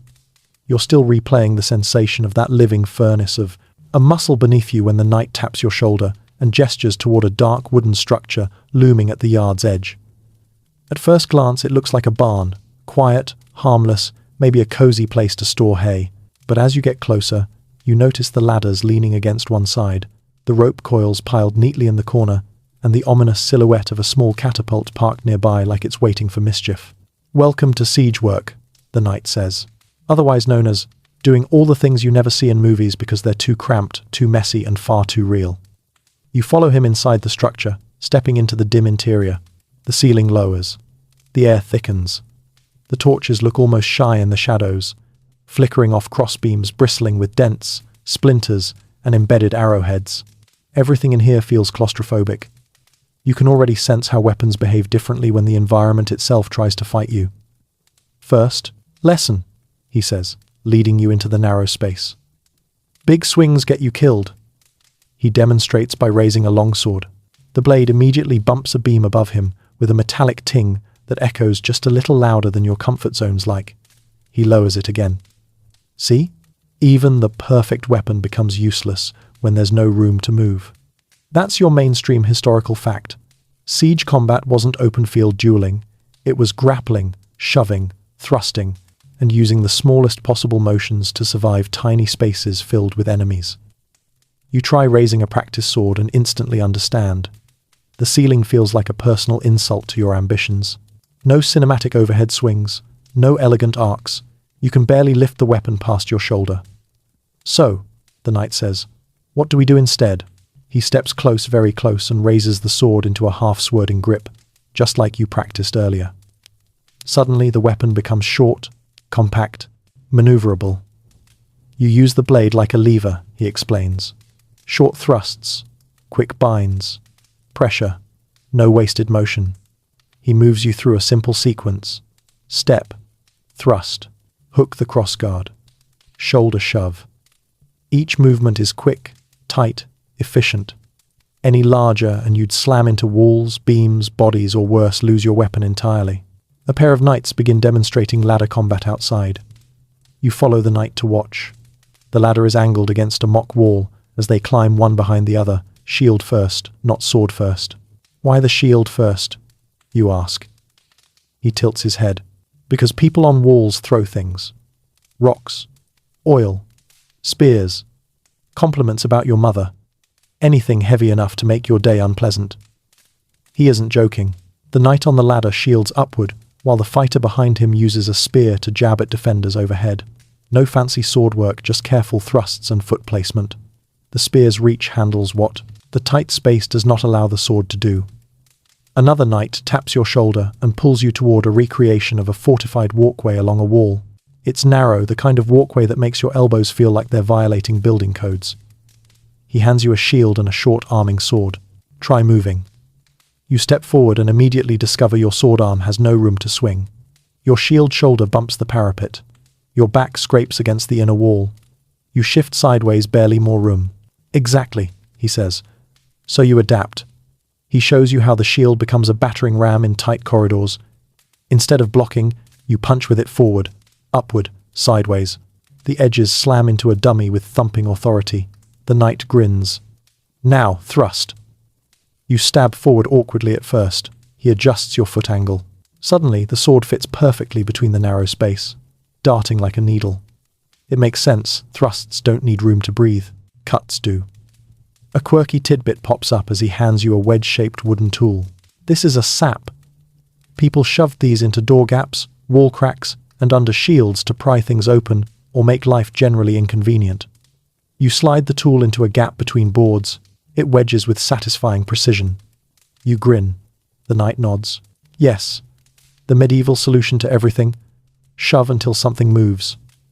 Next, he leads you down a cramped stairwell inside the mock tower. The steps are steep, narrow, and winding. Your modern brain screams, OSHA violation. Two knights fight on the stairs using daggers and bucklers. Their movements are almost comically tiny. A dagger thrust becomes a 2-inch motion. A shield punch becomes a quick flick. Their feet step carefully to avoid tumbling down the stairwell. Historians still argue whether many of the dagger techniques in manuscripts were designed specifically for stairs and tight spaces, or just happened to adapt well. He whispers. Honestly, stairs decide everything. Gravity becomes your third opponent. He motions for you to try. You grip the dagger and buckler, stepping cautiously. He approaches from above and presses gently with the buckler, forcing you lower on the stairs. You instinctively plant your heel and slip slightly. He catches your arm with a smirk. That's why fighting on stairs is terrible. Back in the main room, you watch a team maneuver a battering ram. They hold it not like a chaotic movie mob, but like a trained unit, rhythmic steps, shared momentum, unified timing. The ram slams into the mock door with a hollow bam, sending dust tumbling from the rafters. One knight near the ram demonstrates how they use long polearms to protect the ram team while they work. Quick jabs, no wide sweeps, everything compact. You're starting to see the pattern. As space shrinks, technique becomes more refined, more controlled, more tactical. A knight hands you a short pole hammer, compact, brutal tool, ideal for tight quarters. Try hitting that beam, he says. The hammerhead cracks against the wood, and you feel the vibration travel into your elbow. You wince. He nods approvingly. That means you hit correctly. Finally, he takes you up the wall to a mock battlement. Below, another group simulates attackers climbing ladders. The defenders don't swing swords. They shove with spears, drop stones, use hooks to yank ladders away. Every movement obeys the logic of cramped, vertical combat. You see now? He asks. Sieges aren't glorious. They're exhausting, dirty. They require precision, not flair. You don't fight the way you want. You fight the way the environment allows. When you descend from the battlements, your body feels stiff not from injury, but from the hyper-awareness required in tight spaces. Every wall becomes a weapon. Every step becomes a tactic. And you realize that if open-field fighting was a test of skill and bravery, siege fighting was a test of endurance, adaptability, and claustrophobic patience. Here, your sword is not your hero. Your footwork is. You take one last glance at the cramped siege tower behind you, rubbing your shoulder where the pole hammer recoil still tingles, when the knight beside you tilts his head toward a distant cluster of torches. These ones flicker low, muted, half hidden among stacked crates and carts. Come on, he whispers. Time to see how real work gets done when nobody's looking. You follow him into the darker part of camp. The noises here are different, quieter, tense, expectant. The kind of atmosphere where everyone moves just a bit slower, as if afraid the shadows might overhear. Two knights crouch beside a map laid across a barrel. Their helmets are off, faces smeared with charcoal to darken their skin. No gleaming steel, no grand banners, just quiet preparations. This, the knight murmurs, is night fighting. Ambushes, raids. The part Hollywood avoids because it's too confusing to film and too honest for drama. You soon realize you're no longer the observer but an unofficial participant. A squire hands you a dark hooded cloak that smells faintly of smoke and horses. He gestures for you to put it on. You do. Step lightly, the knight whispers, and for the love of all things sharp, don't trip. You take your first tentative steps across the uneven ground. Every leaf crunch echoes like a cannon blast in your ears. The knight chuckles under his breath. You'll blend right in, he says sarcastically. Like a newborn deer wearing tap shoes. The group moves together, small gestures, hand signals instead of words. You watch knights extinguish torches, wrap cloth around metal gear to dull its shine, and leave behind any weapons too long or noisy. That mainstream historical fact hits you in the ribs. Night combat wasn't heroic swordplay. It was stealth, short weapons, and confusion management. You follow a narrow path out of camp. The moon hides behind clouds, giving you just enough visibility to not faceplant into a tree. The knight taps your chest softly. Breathe through your nose. No huffing like you just climbed a tower. You inhale quietly, forcing your breath smooth and shallow. Ahead, a team halts. They crouch low. You copy them late, awkward, nearly losing your balance, but you make it. The knight leans close. Scouts, he whispers. Enemy patrol. Listen. You strain your ears. At first you hear only rustling leaves, then faint clinks. Voices. Calm. Unaware. Movies show night patrols boldly marching with bright torches, he says. Real ones kept light low. Light makes you a target. The patrol passes, their silhouettes barely visible. Once they fade into darkness, your group moves again, carefully, slowly. Finally, you reach a clearing where a small wooden outpost stands. Two guards lean against a post, talking quietly. Their torches burn low to preserve night vision. The knight taps your shoulder. This is where weapons matter differently. He hands you a rondel. Dagger long, triangular, optimized, not for slicing but for thrusting into weak spots. Its weight surprises you. It's heavier and more rigid than you expected. Best friend in the dark, he whispers. Swords catch on things. Polearms are clumsy. Daggers? They go exactly where you tell them. He makes a small hooking motion with his fingers. Two knights break off, circling the outpost. You watch as they approach the guards, not with dramatic leaps or flying kicks, but with slow, calculated movements. One knight grabs a guard's collar, pulling him backward and covering his mouth. The other taps his dagger lightly against the second guard's throat. Both guards surrender instantly, surprised but still alive. Quiet, controlled, practical, your knight says softly. The goal is not to alert the whole countryside. He motions for you to follow him into the outpost. Inside, the tight corridors echo faintly with your footsteps. The knight flicks his hand, telling you to pause near the entryway. You peek around the corner and witness two knights subduing another guard using grappling techniques you learned earlier, short, efficient, barely any sound. Another quirky tidbit emerges when you see one knight sprinkle ash across the wooden floor. Marks your own footprints, your guide explains, so the next team knows where you went. You blink. That seems brilliant. Also messy, he says, but brilliant. Once the outpost is cleared, the knights begin their actual task: sabotage. One group wedges wooden blocks under a siege engine's wheels. Another team quietly removes bowstrings from stored crossbows. A third pours water into a barrel of arrows to warp the shafts. See, the knight says, war isn't always heroic clashes. Sometimes it's making sure the other guy wakes up to a very disappointing morning. You almost laugh quietly. A sudden rustle from outside snaps everyone's attention. The knights freeze. Footsteps approach. Someone's coming to check the outpost.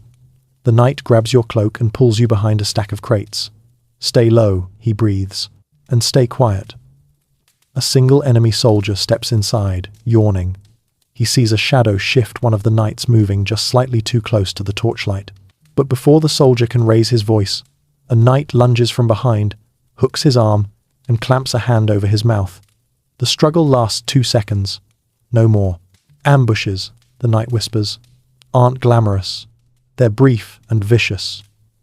Once the attack is complete, the knights signal to retreat. You move together quickly but quietly, slipping back into the forest. The adrenaline spikes, but you manage to stay controlled. A branch snaps underfoot once, and the knight behind you taps your ankle so sharply you nearly yelp. You get the message. When you finally return to camp, the torches reignite. The knight removes his darkened cloak, exhales, and grins. Not bad. You didn't scream once. You shrug, trying to look cool, even though your nerves feel like a medieval tuning fork. Remember this, he says. Night raids and ambushes aren't about honor or heroics. They're about precision and misdirection. No big speeches, no gallant charges, just quiet decisions in the dark. He walks away, leaving you alone with the soft hum of crickets and the distant crackle of campfire, and you realize daylight battles reveal courage. Night battles reveal discipline. You're barely back in the warm glow of camp torches when a cold wind crawls across your neck, carrying with it the unmistakable scent of wet earth. The knight beside you sniffs the air and grimaces. Perfect timing, he mutters. You've done horses, poleaxes, sieges, and midnight sneaking. Now it's time for the thing that terrifies every warrior more than any blade. You tilt your head. What's that? He points to the sky as the first raindrop splats dramatically onto your nose. Weather, he says. Mud, terrain, the world itself. He doesn't wait for the storm to build. He leads you toward a training field already churned into an unholy soup of mud, hoofprints, and abandoned wooden practice shields half sunk like prehistoric fossils. The ground squishes beneath your boots with a noise that feels like stepping on a giant, soggy pastry. Welcome to the real battlefield, he says. The one directors pretend doesn't exist. Lightning flickers, just enough to illuminate two knights attempting to practice spear formations in the sludge. One takes a step and sinks halfway to the ankle. The other tries to pivot and nearly performs an accidental split. Both maintain the dignity only years of training can provide. This, the knight says, is why fancy footwork manuals always assume dry ground. Because mud is a teacher with no patience. He hands you a spear and gestures toward the muck. Walk. You step forward and immediately feel the spear shift uneasily in your grip, not from poor balance, but from the suction of the ground pulling at your boots. Your heel sticks. Your weight shifts too far forward. You compensate with an awkward hop that absolutely destroys any illusion of knightly dignity you had left. He nods approvingly, as if this disaster is expected. Good. Better to look foolish here than sink during an actual battle. A mainstream historical fact becomes obvious as you struggle. Terrain-dictated tactics. Heavy mud. Cavalry charges become dangerous. Marshy ground. Infantry spacing changes. Rocky slopes, spears lose efficiency. Rain-soaked fields, crossbows misfire. None of the training manuals prepare you for just how rebellious the earth can be. He guides you into a slow spear thrust, but your rear foot slides. Your spear dips unexpectedly. He raises his eyebrows, and that's why no smart commander charges full speed in rain unless he wants half his army. Face first in a puddle. Nearby, a small group of knights practice sword and shield in the mud. Not elegant, moves short steps, compact motions, shields angled downward to keep rain off their eyes. Their footwork isn't fancy tonight. It's survival-oriented. Try a cut, your knight suggests. You swing. The mud grabs your front foot, tugging it an inch off center, turning your elegant cut into a clumsy slap that even the dummy seems embarrassed for. He laughs. That's joke number 1. Mud always wins. You smile weakly. Then he hands you a shield. It weighs the same as before, but now the rim collects water, the grip gets slick, and the shield suddenly feels like a soggy dinner plate with trust issues. You try a bash. The shield squirms in your grip like it resents being here. Remember how shields are weapons? He asks. In weather like this, they're also buckets. You do not appreciate the accuracy of that statement. He has you lift your shield overhead as rain thickens, demonstrating how knights protected vision. If the visor fogs, you're blind. If mud hits your eyes, you're blind and sad. Nearby, 2 knights practice with poleaxes on slippery boards. One tries a murder blow. His rear foot skids.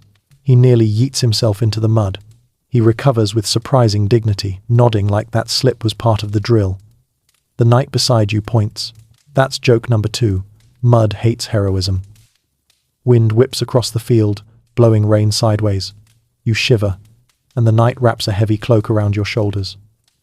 Cold is a weapon, he says. It slows reaction time, stiffens fingers, makes armor feel heavier. He holds out his hand. Here, dagger. You hand it to him. He grips it with a gauntleted fist. Rainwater immediately drips down the handle. Now, imagine trying to hold this during a melee, he says. Wet leather, mud everywhere, dozens of hands grabbing. That's why knights tied cords to their weapons sometimes. And why daggers had such textured grips. A quirky tidbit. Some medieval fighters rubbed mud on their armor deliberately not for camouflage but to dull the shine during night ambushes. He demonstrates by smearing a streak of earth on a breastplate. The metal instantly becomes nearly invisible in low light. Surprisingly effective and surprisingly gross. He leads you to a trench dug into the field. It's narrow, filled with murky water. Now, he says, try walking along the edge. You almost fall in. Twice. He grabs your cloak both times, smirking in a way that feels like affectionate bullying. Historians still argue whether knights frequently fought in swamps or avoided them, he says. But I can tell you, if terrain was bad, everyone suffered. He gestures toward the trees. Let's try forest fighting. The canopy thickens overhead, blocking rain but replacing it with low branches that slap your helmet. The ground here is slippery, with wet leaves. Every step is a gamble. The knight hands you a longsword. Try swinging it. You swing. Immediately a branch catches the blade, deflecting it into your shoulder. You yelp. He nods. And that's joke number 3. Trees do not care about your sword fight. He shows you forest fighting stance. Sword low. Steps short.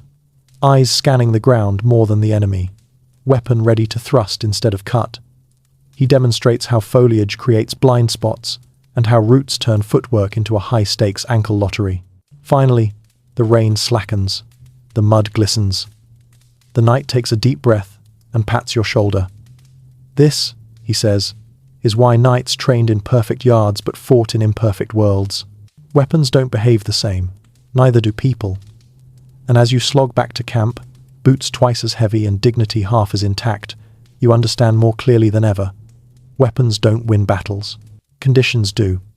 You barely get a chance to squeeze the mud out of your boots when the knight guides you toward a large tent near the center of camp.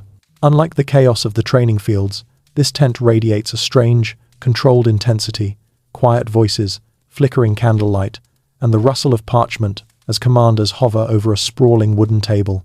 Helmets rest at their hips. Gauntlets are unbuckled. They're armored, but relaxed in posture, like athletes studying game footage before the big match. Time, your knight whispers. to learn how battles actually start, long before anyone swings a sword. Inside the tent, the air is thick with the smell of wax, damp wool, and the faint, peppery aroma of spiced wine. A dozen knights and sergeants stand around a map carved with tiny markers, cavalry figurines, archer lines, infantry formations, even little wooden siege towers shaped like angry beehives. A grizzled commander taps one with a dagger. "If we advance here," he says, "the ground slopes just enough to slow. They're cavalry. Our spearmen anchor this flank." You lean in, fascinated. These men aren't talking about heroic duels or flashy hero moments. They're talking geometry, momentum, timing battle as a physical equation. This, your knight murmurs, is where victories begin. Not with muscle, with math. The commander notices you and gestures you closer. "Come here," he says. "Let's ruin more romantic ideas." He hands you a wooden cavalry piece. "Place this anywhere you think knights should go." You choose a flat, open field. Seems obvious. The commander shakes his head. Too obvious. Too exposed. He moves it to the right flank, where a cluster of trees half obscures the figurine. "Here," he says, hidden until the moment matters. A mainstream historical fact clicks in your head. Knights weren't always charging front and center. They were often held in reserve, used strategically for breakthrough moments, not reckless opening gambits. "Movies love the big charge," the commander says, but the real skill was knowing when to hold back. Another knight lifts a figurine of a pikeman. "Look here," he says, setting them in formation. "These keep cavalry alive. Without infantry to control space, mounted knights get swallowed." You raise an eyebrow. "So knights didn't lead everything?" Several commanders laugh. "Oh, we led, boy, but not always from the front. Someone has to keep the army together." The knight beside you leans in. "Commanders are conductors. Troops are instruments. If everyone plays whatever tune they want, you get a disaster or a bagpipe solo." You chuckle. That's joke number one for this section. They shift to discussing terrain. The commander slides a wooden ridge marker across the board. "Wind direction matters," he says. "Sunlight matters. Mud matters. If the sun hits your archer's eyes at the wrong time, congratulations, you just trained an army of blind men." The knight next to you taps the table. Historians still argue whether certain armies preferred high ground universally or only when archers dominated the formation. Truth is, depends on the day, depends on the commander, depends on how much sleep we got. You watch as they simulate a scenario. Heavy rain the night before. They shift formations, placing infantry ahead of cavalry. One knight moves a block of crossbowmen behind a slight slope. "Why there?" you ask. "So the enemy can't see how many we have," he says. Surprises win battles. Another quirk emerges as the commanders discuss ration timing, water supply, and even bathroom logistics. One knight taps a little symbol on the map. "This is the latrine line. Put it too close, we poison ourselves. Too far, men get ambushed visiting nature." The room collectively groans. Clearly, this is a recurring theme. Joke number 2, bodily functions. The eternal enemy of strategy. Your knight steers you toward a smaller table. Here, 3 veterans organize messenger routes, strips of parchment detailing who carries which orders, where, and in what order. "This," he says, tapping the parchment, "is the nervous system of the army. If one messenger gets lost, formations collapse. You can have the best plan in the world, and one confused teenager on a horse can ruin your entire day." One commander nods grimly. "Lost a battle once because a lad named Alder misread left as riverbank. Don't ask how. Everyone winces." Joke number 3. Medieval dyslexia strikes again. They show you how orders were simplified, short, clear, often repeated. No novels, no speeches mid-battle, just signals, flags, horns. A commander lifts a horn and blasts 3 notes.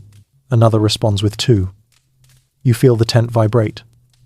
"This is communication," he says, because shouting, "Go left," works poorly when everyone is wearing a bucket on their head.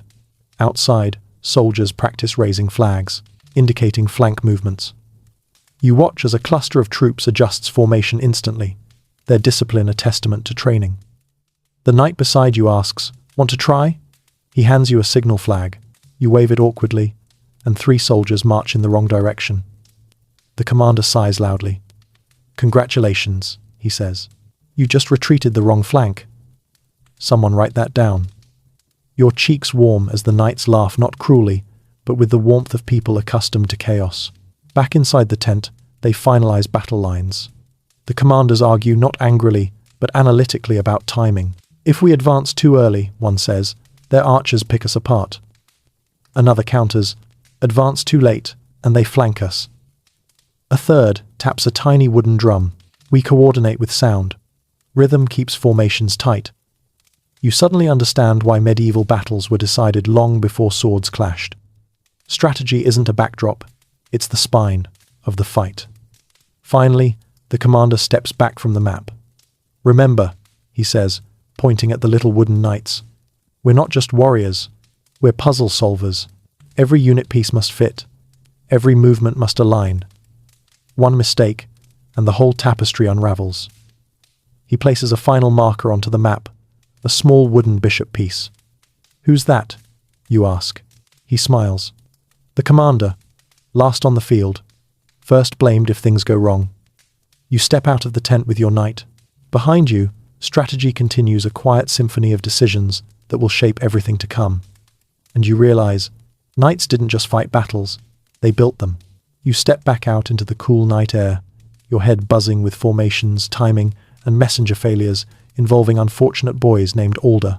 Before you can fully process the mental gymnastics of military planning, your knight nudges you toward the left side of camp, where the atmosphere shifts dramatically. Less polished, less noble, louder, saltier. Time to meet the people who actually win half our battles, he says. You follow him around a row of tents until the torchlight reveals a sprawling collection of soldiers who don't look like knights at all. No gleaming armor, no shining horses, no fancy plumes. Instead, padded gambesons, sturdy boots, mismatched helmets, crossbows stacked like firewood, and pikes standing in neat lethal forests. Welcome, your knight says with a smirk, to the mercenaries, and everyone else who makes us look good. A group of pikemen lounge around a fire, sharpening 15-foot pikes with casual familiarity, as if touching a tree-sized. The weapon were no big deal. One of them nods at you. First day? He asks. You nod. He gestures at the giant spear. Don't stand in front of this when we start moving, or you'll become scenery. Your knight whispers. They're joking. The pikeman shakes his head. We aren't. And there it is. Your first hint that knights did not fight alone. Mixed units mattered. A lot. A mainstream historical fact you absorb instantly. In late medieval warfare, combined arms formations, pikemen, archers, crossbowmen, men-at-arms, determined victory far more than lone heroics. Knights were elite pieces, not the whole puzzle. Your knight introduces you to a wiry man sitting cross-legged beside a pile of crossbows. His hands are calloused, his fingers blackened with bowstring wax. He's humming under his breath while winding a steel crossbow using a crank that looks far too complicated for someone who appears to be missing half an eyebrow. This is Thomas, your knight, explains. Best crossbowman in 3 duchies. Thomas grins. Only 2, he says. I got banned from the 3rd. You do not ask why. He gestures you closer and hands you a loaded crossbow carefully. Notice the weight, he says. You raise it. It's heavier than the handheld version you tried earlier, but more stable. The stock fits into your shoulder naturally. Thomas nods. People think we're just point-and-shoot machines. But timing, angles, reload cycles, those decide everything. He taps the bowstring. This takes me 12 seconds to reload. Archers can shoot 3 times in that, but my bolt hits harder and straighter in wind. Nearby, another group of soldiers, mercenaries, by the look of their mismatched armor, tattoos, and suspiciously dice-filled pockets practice fighting in tight formations. Their polearms move in unison. No flare, no wasted swings. You notice how the front rank braces their spears outward, while the second rank angles. Theirs slightly higher. The third rank holds long pikes ready to stab over shoulders. See that? Your knight says. That's the hedge. A wall of death. Knights on horseback hate these. The mercenary captain overhears and laughs. And yet you keep charging into them. Your knight shrugs. Tradition. They exchange mock glares, the kind that hide real camaraderie. Then you watch something subtle. The pikemen shift formation on command. First a square, then a wedge, then an oblique angle. Their feet stomp in perfect rhythm. The spears sway but never tangle. Mixed infantry keeps cavalry alive, your knight explains. Keeps archers protected, keeps lines from folding. He gestures toward a nearby open area where archers assemble. They're not one unified style. Some longbowmen, some shortbowmen, a few mercenary crossbowmen with pavis shields planted in the dirt like portable walls. A commander shouts an order. Within seconds, archers fan out, forming staggered lines. A whistle blows. They fire. Not all at once, staggered volleys, creating a rain of arrows that feels endless. Movies show one big volley, your knight says. Real volleys keep a rhythm. You suppress. You harass. You disrupt. The arrows thump into targets with frightening consistency. The second line kneels. The third stands ready. It's controlled chaos musical. Almost. A quirky tidbit emerges when one archer bites an apple, hands it to you, and says, "Hold this." You do. He casually fires an arrow straight through it from 20 paces. The apple halves tumble to the ground. He retrieves his arrow, shrugs, and says, "Good test for wind." You hand him back his arrow and pretend your hand isn't shaking. Your knight leads you toward a separate circle where shield-bearing infantry practice, forming a shield crush, a coordinated push. At the commander's signal, they slam forward, shields overlapping tightly, boots stomping in unison, shouting, rhythmically. The movement forces opponents backward. These, your knight says, are the men who break lines so knights can slip through. You watch another mixed group practice supporting a cavalry pass. Infantry part in quick waves, creating lanes for mounted knights to burst through at the last moment. It's seamless, dangerous, beautiful. Historians still argue whether some of these maneuvers were choreographed in advance or improvised by experienced captains, he murmurs. Probably a mix. War is organized chaos. Then you notice something surprising. A pair of knights training with common soldiers, not towering over them. Not aloof, but working in coordination. One knight steps behind a pike formation, timing his feints so the infantry's thrusts land exactly when an imaginary cavalry charge approaches. You nudge your knight. "I thought knights rarely mixed with infantry." "Wrong century," he says with a grin. By the late Middle Ages, anyone who ignored infantry got flattened. A drummer taps a slow cadence nearby. Infantry begin moving in coordinated steps. Light armor clinks. The pikes tilt, shields raise. Crossbowmen duck behind pavises and reload. It's a living organism. Pikes setting the perimeter, archers shaping the battlefield, crossbows punching through armor, men-at-arms filling gaps, knights striking where the line bends. Every unit supports the others. No lone heroes, no dramatic one-on-one duels, no slow-motion charges, just teamwork, just discipline, just rhythm. As you watch, the knight leans close and whispers, "Here's the secret. Knights were dangerous, but a well-coordinated infantry block? Scarier." You glance back at the pike wall and realize he's right. You'd rather face a single knight than walk into that thorny, synchronized nightmare. By the time you leave the mixed unit training grounds, you've seen an undeniable truth. Knights were iconic, but armies were collaborations. And victory belonged to whoever harmonized their forces, best mercenaries included. You're still processing the terrifying beauty of that pike wall like a hedgehog the size of a house with anger issues when the knight gestures for you to follow him toward a quieter part of camp. No clashing weapons. No marching drills. Just dim lanterns, hushed voices, and the unmistakable metallic scent of herbs, alcohol, and something else you can't quite name. "This," he says softly, "is the part nobody glamorizes. But every fighter depends on it." You step into a large tent marked with a painted red cross. Inside, organized chaos unfolds. Bundles of bandages hang from beams. Pots of boiling water hiss over small fires. Wooden tables hold everything from bone saws. You politely avoid eye contact with those, to jars filled with strange salves and powders. A young surgeon, barely older than a teenager, finishes stitching a soldier's forearm before waving you away from the bloodied corner. With a tired but professional nod, your knight pats your shoulder gently. "Welcome to medieval battlefield medicine." The room smells like iron, herbs, and determination. One surgeon wipes her hands and approaches you. "First time?" she asks. You nod. Good. Then let's break your romantic illusions. She leads you to a display table with examples of real combat injuries.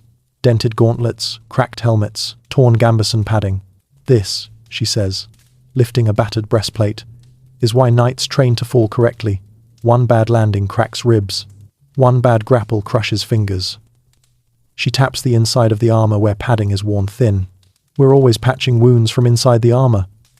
A mainstream historical fact hits you. Medieval soldiers received far more blunt injuries than cuts, thanks to plate armor's ability to deflect blades. Broken bones, bruised torsos, dislocated joints, those were the norm.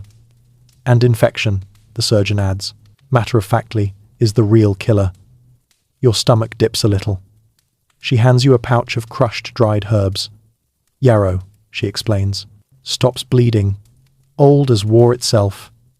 A medic nearby mixes honey into warm water and spreads it across a wound dressing. Honey keeps wounds clean, he says. Sticky miracle. He then raises an eyebrow at you. Also delicious, but that's less relevant right now. That's joke number 1 for this section, though you don't laugh too loudly. The room feels sacred. At another table, a surgeon demonstrates how to set a dislocated shoulder. A soldier bites down on a leather strap, his face red, voice muffled by the pain. With a swift motion guided, the medic pops the shoulder back in place. The soldier yelps, then breathes out shakily. Your knight leans in. Happens constantly. Grappling in armor turns joints into negotiable suggestions. You watch a medic prepare a warm poultice, pressing it gently onto a soldier's swollen knee. Fell on slick ground, he says. Again. The medic smirks. Mud claims more soldiers than arrows. Joke number 2 lands quietly but truthfully. The surgeons move with efficiency bordering on artistry. Every gesture deliberate. Every tool placed precisely. They clean wounds with wine. They apply cautery irons when necessary, though you quickly glance away during that demonstration, your ears catching the soldiers' controlled breaths as the iron sizzles against skin. Historians still argue whether battlefield surgeons were more skilled than later stereotypes suggest. Your knight murmurs. But most evidence says they were far better trained than the myths give them credit for. He gestures toward shelves filled with manuscripts, handwritten medical notes, herbal recipes, anatomical sketches, not crude drawings, detailed ones. These people, he says, were the unsung engineers of survival. A medic waves you over to observe a stitching technique. He shows you how curved needles are used to close deep punctures. A common injury in armored combat, where thrusts target joints and gaps. He demonstrates the knotting pattern, explaining each step with calm precision. Want to try on practice leather? He asks. You nod nervously and fumble through a shaky stitch. He encourages you, adjusting your grip. Better than some new squires, he jokes. Not better than most horses, but better than some squires. Joke number 3. Light, gentle, boosting your confidence, just enough. In a corner, a medic prepares a concoction of willow bark, mint, and crushed poppy seeds. Pain management, he explains. Enough to help, not enough to make them useless. Your knight lowers his voice. We don't give wounded men flasks of strong wine before battle. Makes them reckless. Or sleepy. Or both. You hear a cry from the far side of the tent. A knight sits up as medics strap a splint around his forearm. His gauntlet has been removed, revealing bruising that blooms purple and yellow beneath his skin. Poleaxe to the arm, the medic explains. Didn't break the bone clean. Lucky. The knight winces, then mutters something sarcastic about poleaxes needing a hobby. The medic rolls his eyes. If you didn't want broken arms, you should have chosen carpentry. Your guide leans toward you. He has a point. You move further inside and find a small section devoted to horse care. A warhorse stands patiently as a farrier inspects its leg. Horses get hurt too, he says, and unlike humans, they don't complain, they just limp. He wraps the horse's leg with cloth and herbs, murmuring to keep it calm. The horse snorts softly in appreciation. Finally, you exit through the back of the tent, where several recovering soldiers sit on benches, laughing weakly, sharing water, telling stories of the day's training. One man with a stitched forehead recounts how he charged, straight into a mud pit, and disappeared, like a depressed frog. The others laugh until they cough. Your knight watches them fondly. Medicine keeps armies alive as much as armor does. No soldier fights alone, not even in their own body. He looks at you seriously. Remember this. Bravery wins moments, but healing wins wars. You take a last look around the tent, the jars, the herbs, the tired but steady hands, and feel an unexpected swell of respect. Knights may be glamorous, but these people are the heartbeat of survival. They mend the broken, they steady the wounded, they prepare the living for the next dawn. And as you leave the medic tent, the quiet hum of healing fades behind you, soft as a heartbeat in the night. You step out from the medical tent, letting the cool night air wash away the smell of herbs, cautery, and sweat. For a moment the world feels quiet, almost too quiet, until the distant clang of metal on metal jolts your attention. But this isn't the brutal, purposeful rhythm of battlefield drills. No, this is sharper, faster, flashier. Your knight smirks. Ah, sounds like the tournament grounds are warming up. He gestures you toward an open field lit by tall torches arranged in deliberate, theatrical symmetry. The ground here is smooth, freshly raked. No mud, no rocks, no treacherous roots waiting to ambush ankles. Flags flutter from poles. A row of richly painted shields leans against a long barrier. A few knights in gleaming armor, truly polished. Immaculate armor posed dramatically for a pair of squires adjusting decorative capes. Welcome, your knight says, to the most misleading part of medieval history. You blink. Misleading? He nods. Tournaments taught skill. Yes, but they also taught myths.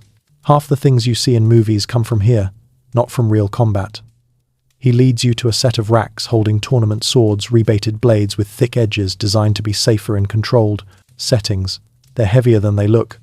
One knight twirls his dramatically, prompting a squire to ooh and ah, like he's watching medieval figure skating.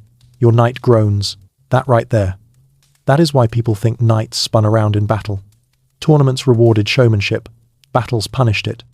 Two fighters take their positions in the ring. They salute. The crowd, even this modest, late-night crowd, applauds politely. The fighters begin. And instantly, you see the difference. Big, sweeping cuts. Dramatic shield bashes. Full-arm wind-ups that would be suicidal against an armored opponent who knows how to exploit openings. Sparks fly as showy blade-on-blade collisions ring out almost staged, almost too perfect. One knight performs a full turn, shield high, sword cutting downward in a flourish. The crowd claps. Your knight face palms. That spin? He says. Try that in real combat, and someone half-sword thrusts you in the armpit before you finish. Rotating. He points to the padded tip of one fighter's sword. Blunted weapons allow showy moves. Real weapons demand efficiency. A mainstream historical fact settles into place. Tournaments weren't outright lies. They were stylized, structured, controlled environments that shaped public perception far more than real combat ever did. Still, you can't deny the skill on display. The footwork is excellent, the timing crisp. The fighters know how to move, but they exaggerate for the audience. Your knight taps your elbow and leads you to another event. Mock-mounted jousting. Here, the lances are lighter than battlefield versions, designed to shatter dramatically on impact. Squires rub chalk on the tips. The horses prance excitedly, not with the controlled calm of war horses preparing for actual danger, but with the high-energy anticipation of performers. Two knights lower their visors, position their lances, and thunder toward each other. The lances explode into splinters on impact, showering the arena in a cloud of wooden confetti. The crowd roars. Your knight shakes his head. People saw this and thought war worked the same way: dramatic charges, exploding weapons, cheers. In reality, lances didn't always break. The goal wasn't theatrics, it was survival. A quirky tidbit surfaces in your knight's grin. Some jousters even rigged their gear to break more easily so they'd look impressive. Medieval special effects. You stifle a laugh as another pair of jousters prepare. One knight adjusts his crest, a massive, decorative sculpture shaped like a snarling boar. It's flamboyant, ridiculous, and absolutely not something you would ever wear into real battle. Those? Your knight says, pointing at the extravagant helmets. Tournament only. Imagine wearing a giant wooden dragon on your head while trying to dodge arrows. You snort. No thanks. He leads you to another area where foot combat in full plate is underway. The weapons here are closer to real battlefield tools: poleaxes, maces, swords. But again, the techniques are different. Fighters trade dramatic overhead blows, clash crossguards loudly, make big lunges for spectacle. Notice anything? He asks. You watch closely. Then it hits you. Nobody half-swords. Nobody uses subtle manipulations. There's no grappling, no murder strokes, no small, efficient movements. They cut out the brutal stuff, he says. The wrestling, the joint breaking, the thrusts to the visor. Too dangerous, too messy, and frankly, too honest. Historians still argue whether some treatises were based more on tournament combat than war, and watching these matches, you finally understand why. The moves here look elegant but not lethal. This, your knight says, gesturing around, is the birthplace of the chivalry myth. Shining armor, fair fights, cheers, honor. He lets the words hang for a moment. Then, real battle had sweat, mud, panic, blood. Tournaments? They had rules. You look around again and see it clearly now. The polished armor, meant to impress spectators. The dramatic flourishes, meant to entertain. The rebated weapons, meant to avoid killing noble participants. The cheering crowds, reinforcing the idea of heroic knights saving damsels. The pageantry that shaped the entire cultural memory of knighthood. Your knight guides you to the edge of the stands where spectators trade gossip and bet on fighters. This is where legends were born, he says. People saw this and believed this is how knights fought all the time. He pats your shoulder. But you know better now. Another match begins. Fighters bow. Spectators cheer. A knight performs a twirling strike that looks impressive enough to win applause, even though you know it would get him flattened in a real fight. And as you watch the theatrical violence unfold, you feel your perspective change. You see why the myths persist. Why stories exaggerate. Why people imagine knights as flawless heroes instead of gritty, adaptable warriors navigating chaos. Tournaments weren't lies. They were stories. Beautiful ones. Infectious ones. And destined to overshadow the unglamorous truth of real combat. As the crowd cheers another flashy hit, you quietly whisper, "Not how it really happened, but I get why they loved it." The roar of the tournament crowd fades behind you as your knight guides you toward the far edge of camp, where the lively energy of training, planning, and spectacle gives way to a somber quiet. Here, torchlight is sparse. Shadows stretch long. No clashing weapons, no cheers. Just the slow, heavy rhythm of people moving with the weary determination of those who've seen dawn after a battle. This, your knight says softly, is the part most stories skip. In the dimness ahead, you see soldiers, knights, infantry, mercenaries, scattered across a wide field, littered with broken equipment, abandoned shields, bent spears, and the occasional unlucky boot missing its owner. Squires drag carts. A handful of horses stand tethered, heads low, legs muddy. The air smells of trampled grass, iron, sweat, damp earth, and something heavier you can't quite define. "Welcome," he whispers, "to what happens after." You follow him into the field. The first thing you notice is the silence, not peaceful silence, but the exhausted hush of people who've used up every ounce of adrenaline. A line of soldiers sifts through debris, picking up anything usable. Arrows, bolts, knives, bits of armor, intact straps. One soldier lifts a dented helm, shakes his head, tosses it on a heap of metal destined for repair. "Recycling," your knight murmurs, long before it was trendy. "That's joke number one," delivered gently. He gestures at a soldier sorting through broken shields. Battle doesn't end when the fighting stops. We salvage, we repair, we shoo carrion birds away, we gather the wounded before predators or looters find them. You walk forward and see a pair of squires prying a bent spearhead from a wooden shaft. One curses softly, the other shrugs. "We'll use the metal," he mutters. "Make arrowheads, make nails, make something."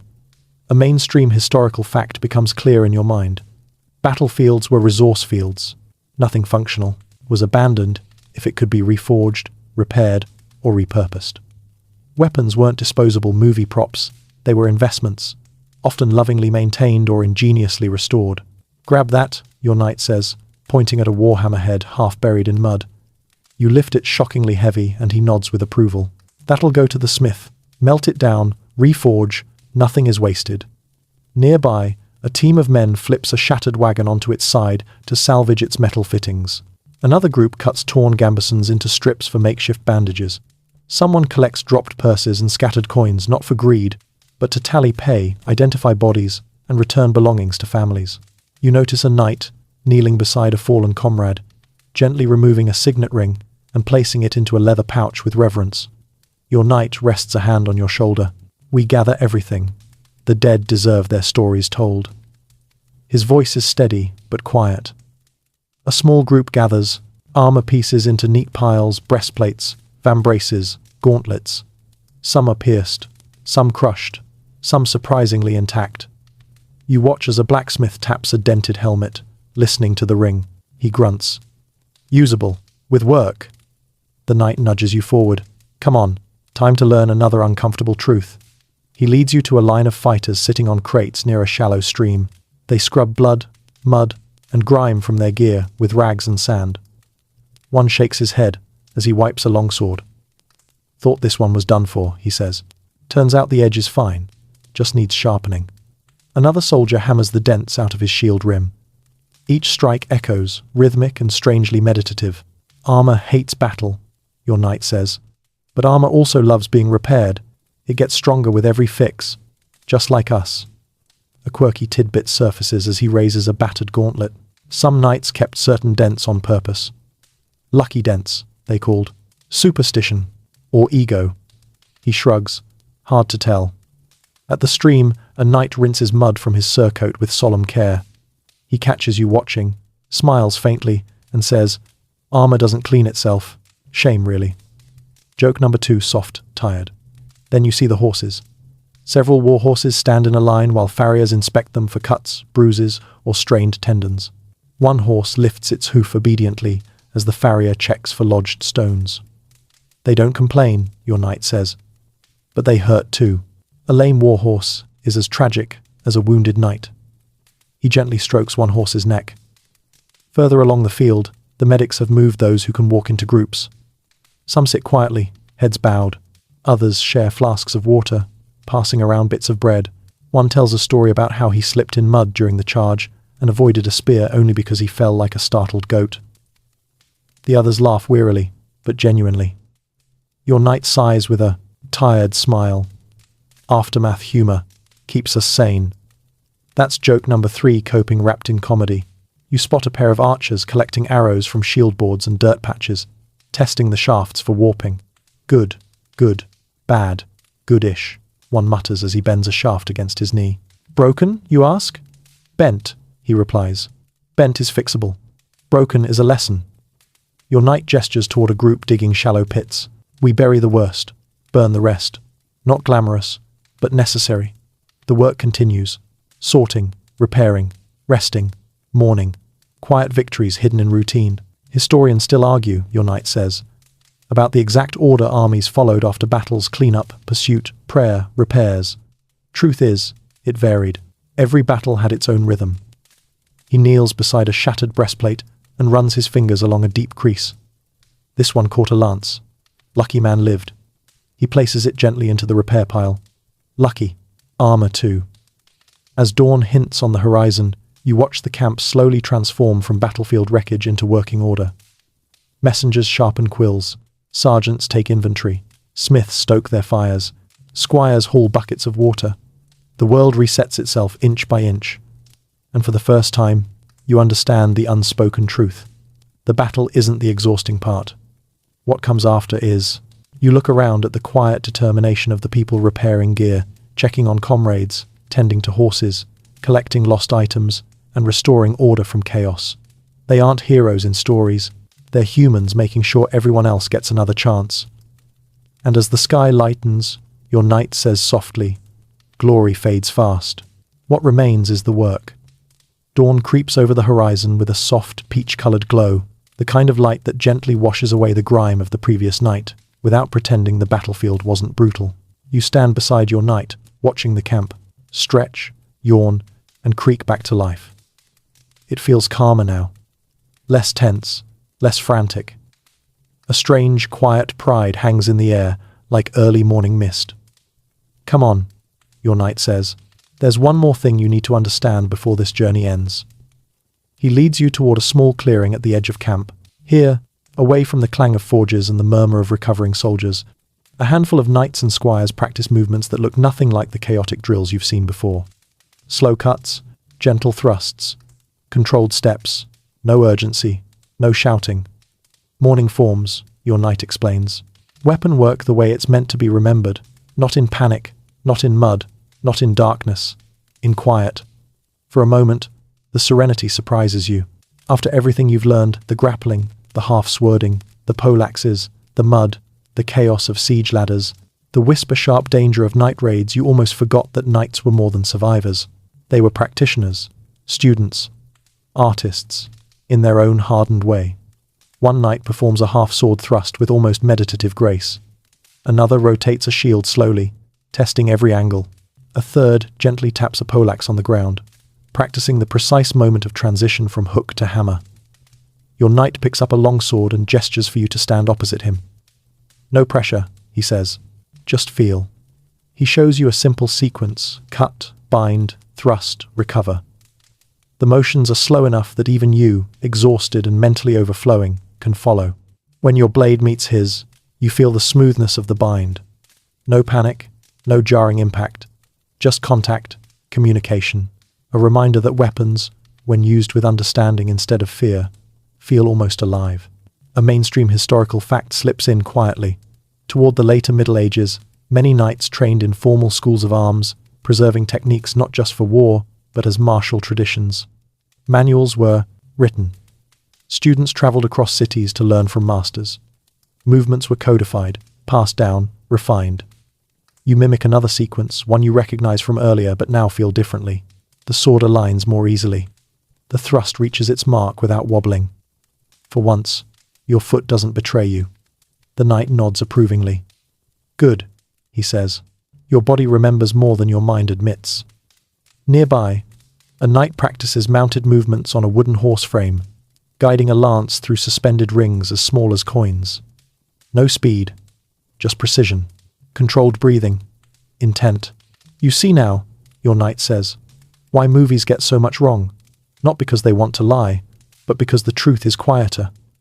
He raises his sword again, lowering the tip respectfully. Real knights weren't superheroes. They were skilled, disciplined, human. A quirky tidbit emerges as he hands you a training dagger, etched with worn symbols. Some knights carved prayers or jokes onto their blades, something to catch their eye in the morning light. Reminders, motivations, or just superstitions. He points to one inscription. Remember your feet, fool. You nod. That one feels personally directed at you. He wipes the blade and slides it back into its sheath. Historians still argue whether knightly virtue was mostly propaganda or partly real, he says. Truth? Little of both. We were men with steel, influenced by stories about ourselves. You take a final look at the small clearing, the slow movements, the soft breaths, the rising sun illuminating the edges of weapons that earlier felt terrifying, but now seem almost gentle. Your knight rests a hand on your shoulder. Weapons change, battles change, tactics change, but the heart of the craft stays the same. Skill, practice, humility, and the knowledge that nobody fights alone. He steps back, giving you space to absorb it all.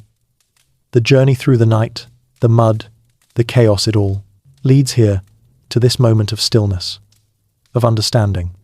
And as the morning light spreads across the camp, bathing everything in gold, you realize you've seen both the myth and the reality. You've watched knights become not legends, but people. People who trained, argued, failed, learned, adapted, fought, healed, and somehow kept going. You exhale softly. Your knight smiles. We're done here, he says, but you're welcome back any time. The camp quiets as the sun climbs, its warmth smoothing the rough edges of the night you've just lived through. The clang of metal fades into gentle background murmurs, soft footsteps, distant voices, the rustle of canvas catching a mild breeze. You wander a few steps away, letting the air settle around you, feeling the weight of everything you've learned begin to drift, loosen, and soften at the edges.